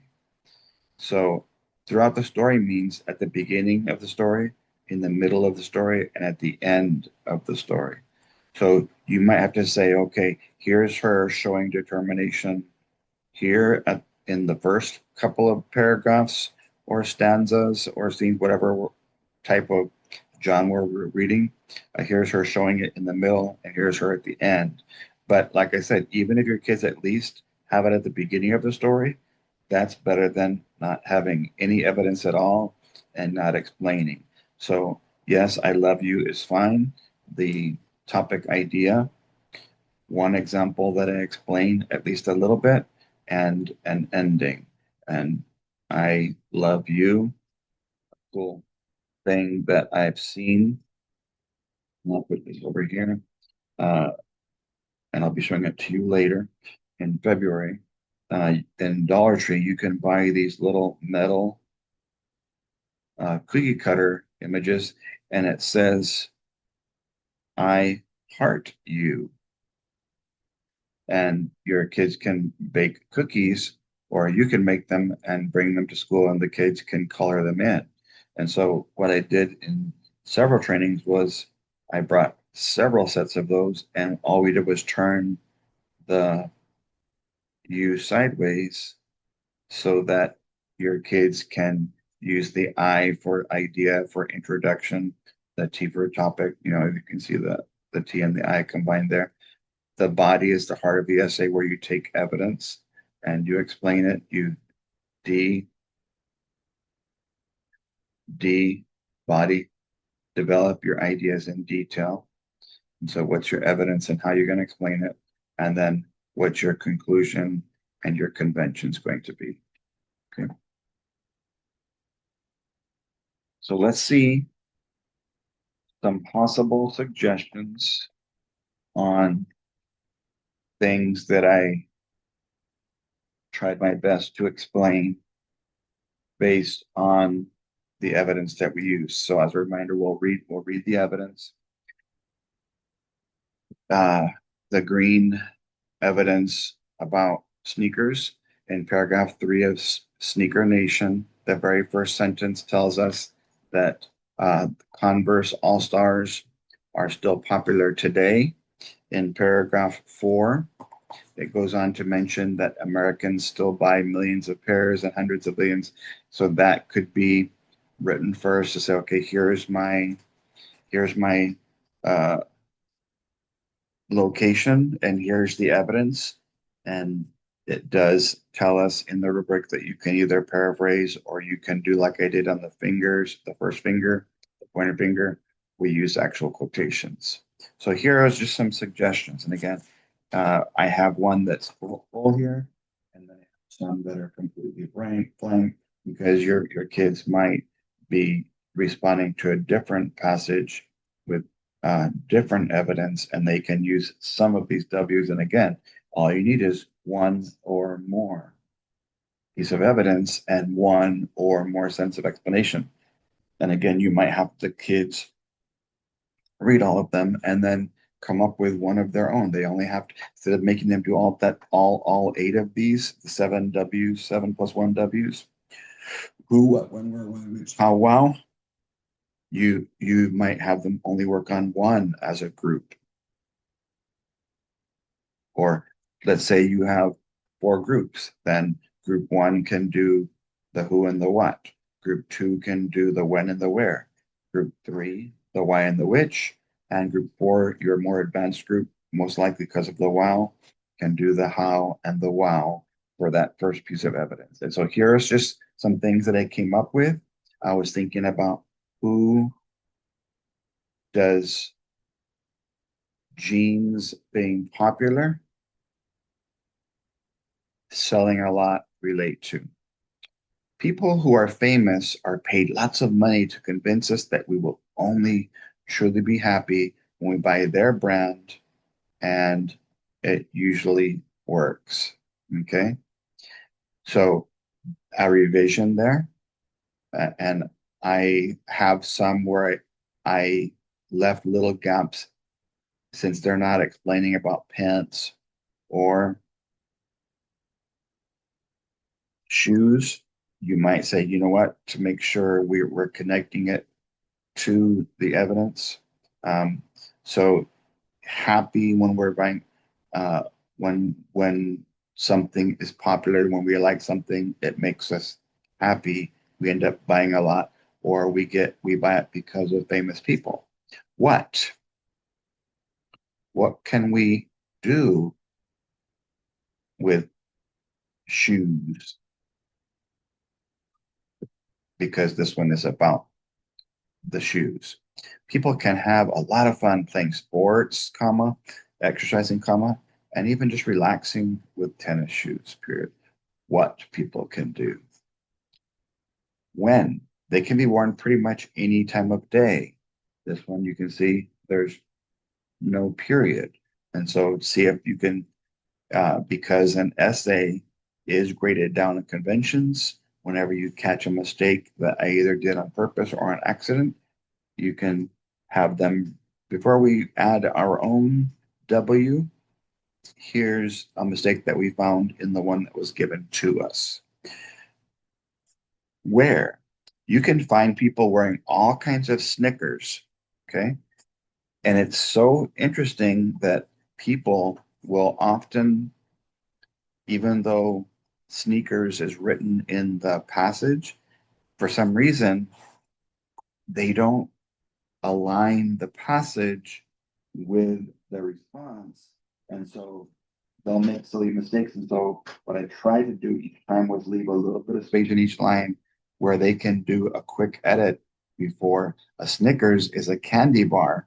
And so that would kind of take away from the meaning. And so we have to make sure if we're going to use the word sneakers instead of tennis shoes, let's actually spell it the way we see it in the passage. And so teach your kids to have the passage aligned with their box so that they don't make silly mistakes like this. Why would we like wearing tennis shoes? Why would we enjoy them? Why do we feel like they're so great and wonderful to wear? Many tennis shoes come with thick, comma, rubber bottoms that make it much easier, positive, to walk around and do important activities. Period. So we use description. Why is it that we like them so much? Which, this one's going to be, we'll read it to you and say, which are we witching? There are lots of brands to pick from in shoe stores and even cheap ones you can buy at Walmart. So which brands can you get? Or they might talk about which stores can you get them in? And again, once you like something, once you enjoy something, once it's popular, you're going to go buy them. And so that's why I use that one for that. And again, the kids can put whatever they want. But what I do recommend, have something called a copyright poster.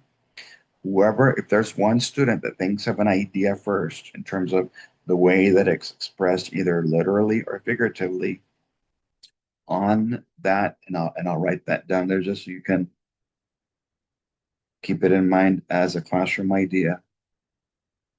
Whoever is the first person to think of an idea, you can write that student's idea on the copyright poster and their name, which means that no one else can use that expression, that quote, that a lot of times it's with attention getters. They'll see that you praise a student because of something that was written or how it was written. And so a lot of students will become copycats and they'll try to copy that same idea. So if you have a copyright poster in your classroom somewhere, there can be a fine that students get for stealing somebody else's idea, because we really don't want that to happen. Okay. Let's finish up on our W's. And again, no, we don't need all of these, but you decide how simple do you want the W to be, and how many do you want them to have? Um, Perhaps you can think of it this way: in elementary, give me at least one W. How many? One. So if I have this evidence right here, then I might have one sentence of explanation for elementary. Okay? Let me show you that as a visual before I continue. You can see kind of how would that look? Okay. Let's say elementary. And again, I don't really believe in teaching an exact number, but you can say to elementary students, at least give me one sentence using the eight W's, who, what, when, where, why, which, how, wow. For middle school, you can say, um, for a piece of evidence, try to give me two sentences. Okay. So if I'm talking to a middle school student who's on an elementary ability level, I might have that student only give me one sentence. For high school students, you might say, okay, you guys, you're a little bit more advanced. So try to have three W's. And the cool thing, when you flip an M upside down, you do get a W. And that's the cool thing about that. When you turn M and M sideways, um, you can form an E. And so you can say, what's the E evidence that we're going to be using there? So you can see I changed it into an E. It can also be explained and explode with ease. But again, there's no magic number, but don't get overwhelmed when you see all of these sentences. Your kids don't have to have all of these. Just start with one, and then maybe each week say, okay, you middle to higher students, now I need you guys to try and come up with two, then have them to come up with three, and just remind them that one of the ways to get the highest grade is all of the ideas relate to each other and they flow. And so uh, I'll show you what this might look like in its finished form. If we were to, let's say we select three sentences, we only pick three W's that we're going to use to explain our evidence.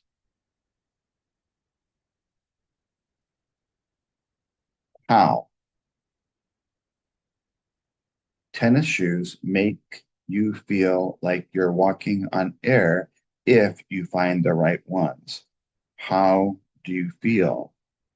Okay, talking to the reader. Uh, Simile, you would give extra credit for that. And again, this might not be an elementary student, but one of you who teaches middle school or high school might have your kids come up with an expression like, how does it feel when uh, you're wearing uh, tennis shoes? Because this one was about tennis shoes, this first piece of evidence. And the wow, a heart or a head. Heart is my feelings and emotions. My head is my thoughts or opinions. I'm going to use the word fancy. Fancy is an opinion. There are so many fancy designs of shoes that can brighten your day. So fancy would be the opinion. When something brightens your day, that's an emotion, how it makes you feel. So all of those combined together are eight sentences. If you see eight periods, let's say you have all of this and there's only one period, well, then you would only show them one monkey.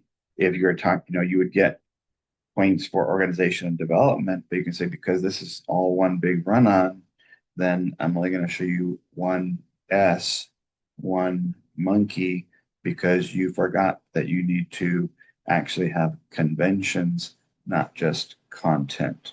You might have one M&M. So now we'll transition over to the blue evidence, which was about jeans. The article states in paragraph 3 that the pants, so even though that's not a grammatical error, hopefully your kid will catch whenever you have, uh, and I showed this to you when we were talking about fingers. Um, when you spread apart your fingers and your hand has 5 fingers. So, whoops, should put them in the right spots. Let me do that again. 1, 2, 3, 4, 5. Okay. So notice that. Oh, there we go. I'm not sure what happened. Hopefully you can still hear me. So spacing. If when you write a word, we need to have one space between each word. So the first word in the sentence will be capitalized. You'll have subject verb agreement, and you'll have a punctuation. And then you can remind your kids to push the space bar not once, but twice before you start your next sentence with another sentence that starts with a capital, has some words with subject verb agreement, has an ending, stop sign called a punctuation mark, period, exclamation, question mark. So one space between words and 2 spaces, 1, 2, between sentences before you start your next sentence. Okay. So again, I only put that because on the mistake that I made here was just a spacing error, and um, try to make mistakes throughout the year.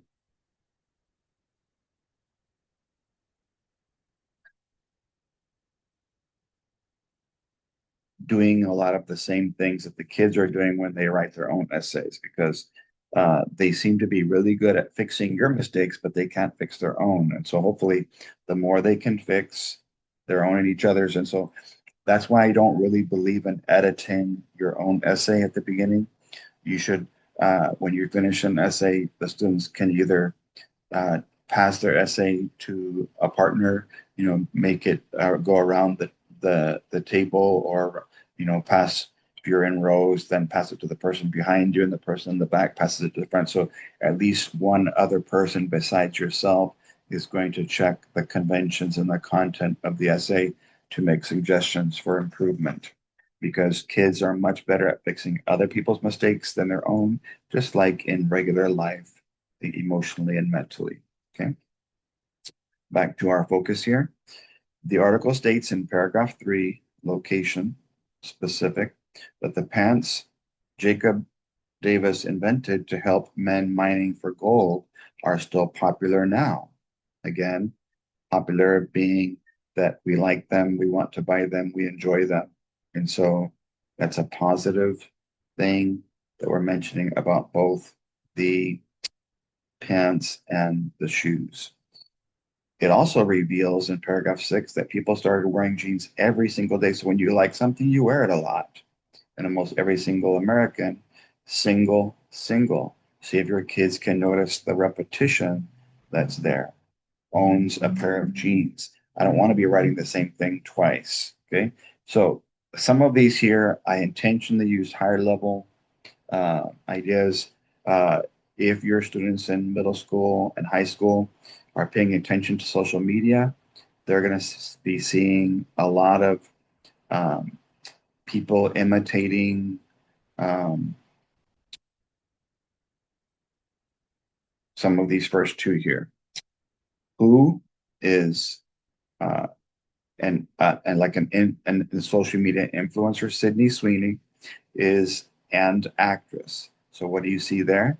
And hopefully your kids will catch it. We'll change and to an actress who has made capital American, capital Eagle jeans. The brand is not American Eagle jeans, it's called American Eagle. So when you name the company, you would capitalize it, underline capitals the titles.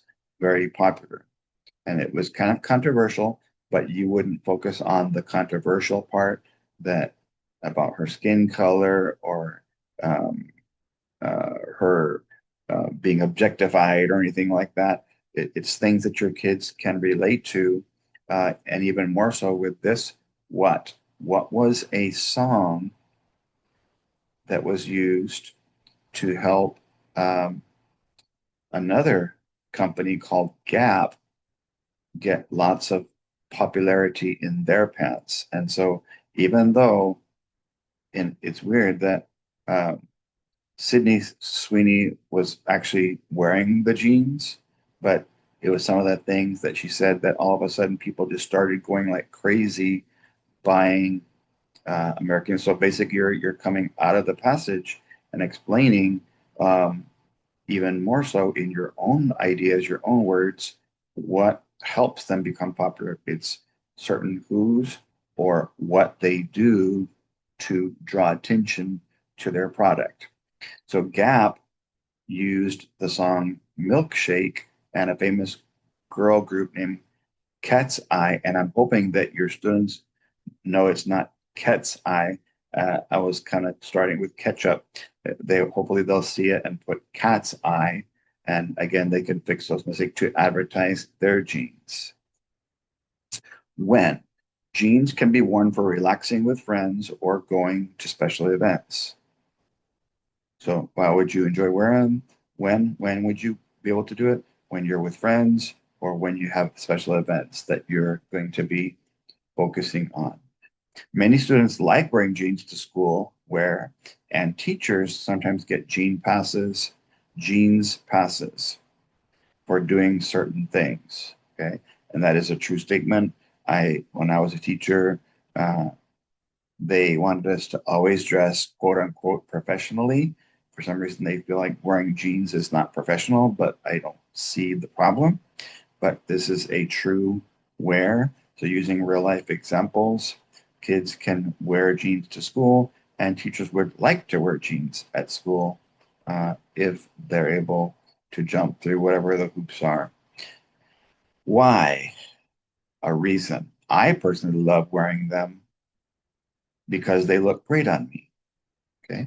That's just giving your own idea about why you love jeans, why you feel they're popular for you, which the ones it's my idea, my essay, clearly state your central idea, your controlling idea. Share your ideas. The ones I think are the coolest are the designs that already come faded when you buy them. Okay. And I'm not sure, like, uh, some kids might talk about which ones. Uh, there's a lot of them out there that have holes in them. And for some reason, you're paying more for jeans that are already faded a lot or ones who have lots of holes than you do for regular looking jeans. And that might be something like what is the draw? What is it that makes them like those kind more than regular? Because man, there's some pants I've seen out there, some jeans that have more holes than than denim. Like, but that just seems to be a popular trend. So we can use that when we're explaining about pants. The ones I think are the coolest are the designs that already come. Oh, I already mentioned that. Okay. All right. How? This time, and again, how can be whatever they interpret it to be. How much? When if you like jeans, how much are you willing to pay? A cheap pair of jeans might be about $20, but some special name brand designs can cost hundreds of dollars. Since I used dollars as a dollar sign, I might hundreds of bucks. That's just a way that you can change without repeating the same words and phrases. And again, a wow, a heart would be an emotion or a feeling. A head could be a thought and opinion about jeans. Jeans are probably the most incredible clothing ever invented. So if you look closely, the E was left off. So you have your kids before they go and write their own. Let's fix something from somebody else's. Uh, and so hopefully they're going to notice that they're missing the vowel E for instead of incredible, it would be incredible. The kids will notice that. And so you can see here that um, you might ask them, We already have the evidence, so you don't have to write it twice unless you want to write it for them. And you can say, just come up with one. Okay. Which W do you feel? And they can look at the examples because sometimes they're a visual learner, and you can use the examples. There's the green explaining and the blue explaining. And like I said to you, it would be advantageous to not focus on, that once the kids see 8 different W's, they think they have to come up with 8 different sentences, and that's not the case at all. You would just tell them those are just some options to pick from because the writing folder has all of that, and it would be basically showing you here. When you look closely, there you can see that when you get down there to the body, to the green and to the blue, if you're going to be talking about 2 different ideas, the who, the what, the when, the where, the why, the which, the how, and the well. You only need 1 or 2 or 3 of these, but you have to show them examples of what they might look like if they were to choose some of those. And then, of course, the last part, your students can either restate their idea and their topic if they struggle. If you want to think of the conclusion like the laces on a pair of shoes that tie everything together, how can you rephrase it? How can you say it in a different way without repeating? We already saw in the 8, 9, and 10 that we already rephrased. We said, what other words could I use? So reflect, how is the world a different or a better place because of the inventions of pants and shoes? And then, of course, like they were editing and revising my content and conventions, they can do the same thing, hopefully that same thing with their own, and that we can progress each month. And again, in my description on the website, it says, how can I get to 5s, 6s, and 7s in informative expository by April? That means we might be getting one, hopefully trying for 1s, 2s, and 3s over these next couple months, then 2s, 3s, and 4s the next months after that, and then 5s, 6s, and 7s after that. And that would be our goal for our more struggling kids, to show them how if the right set of sentences are structured together, I have a somewhat decent chance for success in spite of my abilities or lack thereof. And again, our middle to higher kids might only be able to get 2s, 3s, and 4s right now with both graders. Then let's try for 3s, 4s, and 5s the next time, and 4s, 5s, and 6s the time after that. And so that by April, we can get to that goal that we're trying for of 8s, 9s, and 10s. At any time that you feel like you want some guidance, some direction, let's say you've gotten some essays. I can't be doing like a million, but because there's a lot of you that are part of this recorded training. But at any time, let's say you have a higher paper and you want me to give some guidance, some feedback, make sure you send me, number one, the passage, the selection that the kids were using. I need to be able to see the prompt, and I don't need to see the plan as long as I can see the product.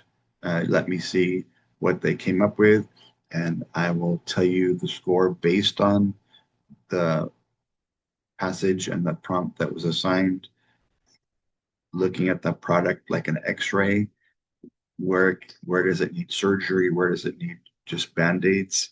So that I can help your middle students get higher and your lower students get higher as well. So please let me know if you have any questions. Next weekend, this is, again, for those of you who are watching it on the timeline that we're at, who have already purchased. For those of you who purchased later in the year, this is at the beginning of October right now. So if you are purchasing this later on, you will get these consecutively. I don't want to overload you with all the emails at the same time. So I'll be sending like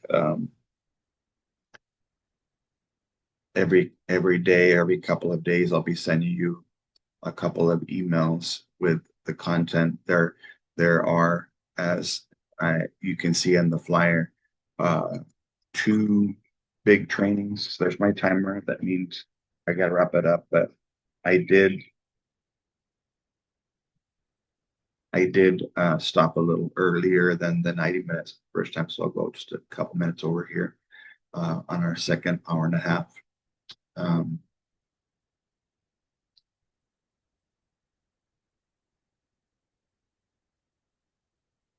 the four biggest videos are going to be the the two 6-hour sessions, each on for elementary on informative expository uh, and in, in opinion argumentative.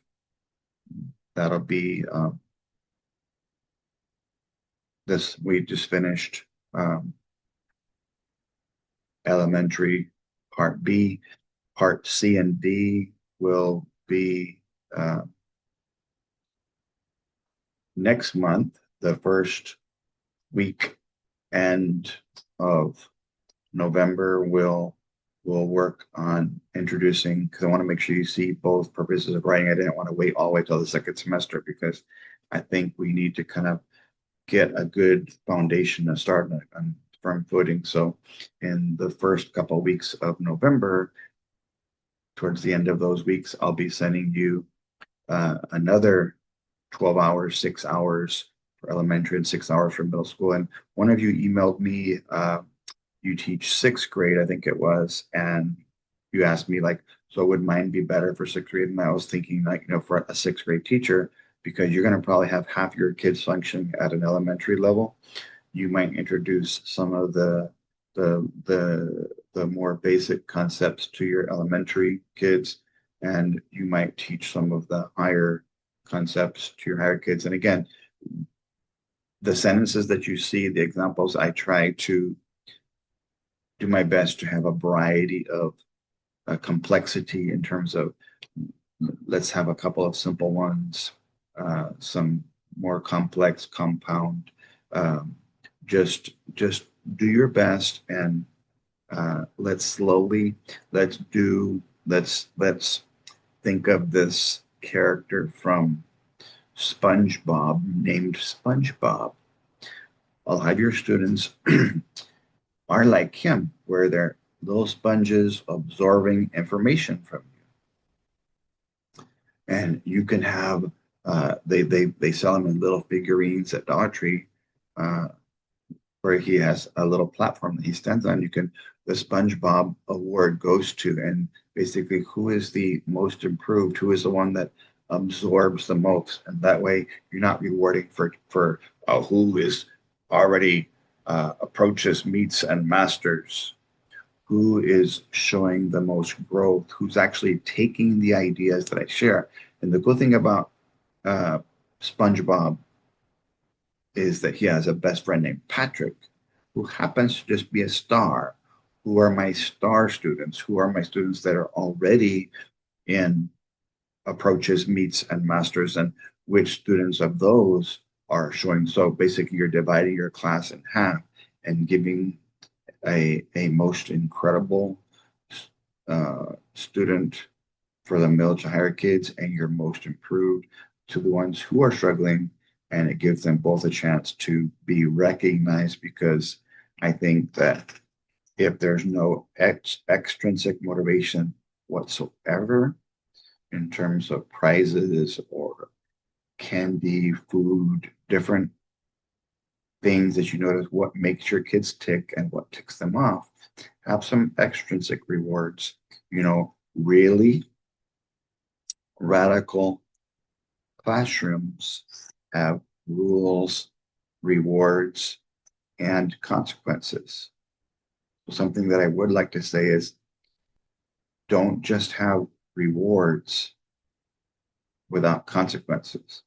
Don't just have consequences without rewards. Have both, because you need to be able to motivate kids from both ends of the spectrum. So my idea is this, that if you're not getting what you want, you either need to raise the reward for completing a certain task or the quality of it, or raise the consequence, the penalty, and make sure it fits the crime. We don't want to go crazy, you know, decide what is a reasonable penalty for infractions, things where they either intentionally or unintentionally go against the grain to try and test your resolve as a teacher to um, see what you're willing to accept. And I'm going to tell you this because I know this as a teacher and a writing consultant for a long time, that most students are either going to raise or lower their standard to their teacher's level of expectations. And so if all we do is have this all only low level writing, and we don't really, every week we're just handing them a prompt page, or we hand them uh, uh, uh, a specific way where they have to basically use all the same keyword strands all year, that won't be effective. It will be present, and yeah, we can get some good scores, but I really want to try to get as many of you as possible to buy into the fact that we are creating students who are writing for life, who are want to express themselves both verbally and kinesthetically, auditorily, and visually. Uh, so in order to get them to be able to express themselves that way, we probably need to teach that way, teach where things can get things visually, verbally, auditorily, and kinesthetically, so that the quality, the depth, the creativity of the responses will slowly increase over time. I'm excited for you guys. I'm hoping you're excited too. Uh, appreciate you, those of you who, first of all, took the time to purchase the trainings. Um, and again, as a way of saying thank you for the change that I had to make in my health, and just keep me in prayer. I'm still struggling for some reason. I'm not sure why, what's going on with my heart, my brain, speaking of heart and head. Um,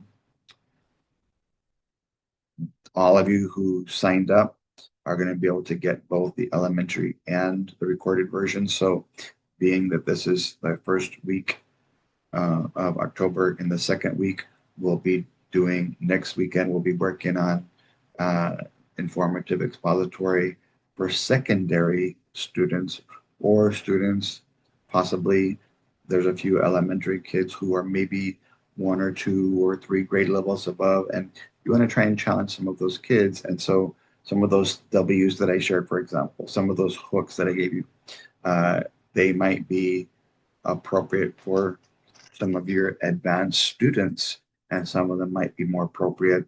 And you might have to say, okay, I've got to water this down a little bit. I've got to use some less complex sentences, and that's fine.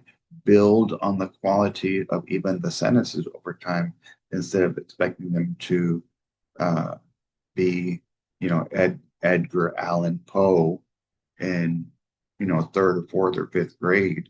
I have to always keep in mind that because I am teaching to elementary, those kids did very poorly. So I'm going to have a central idea statement, okay, about the topic.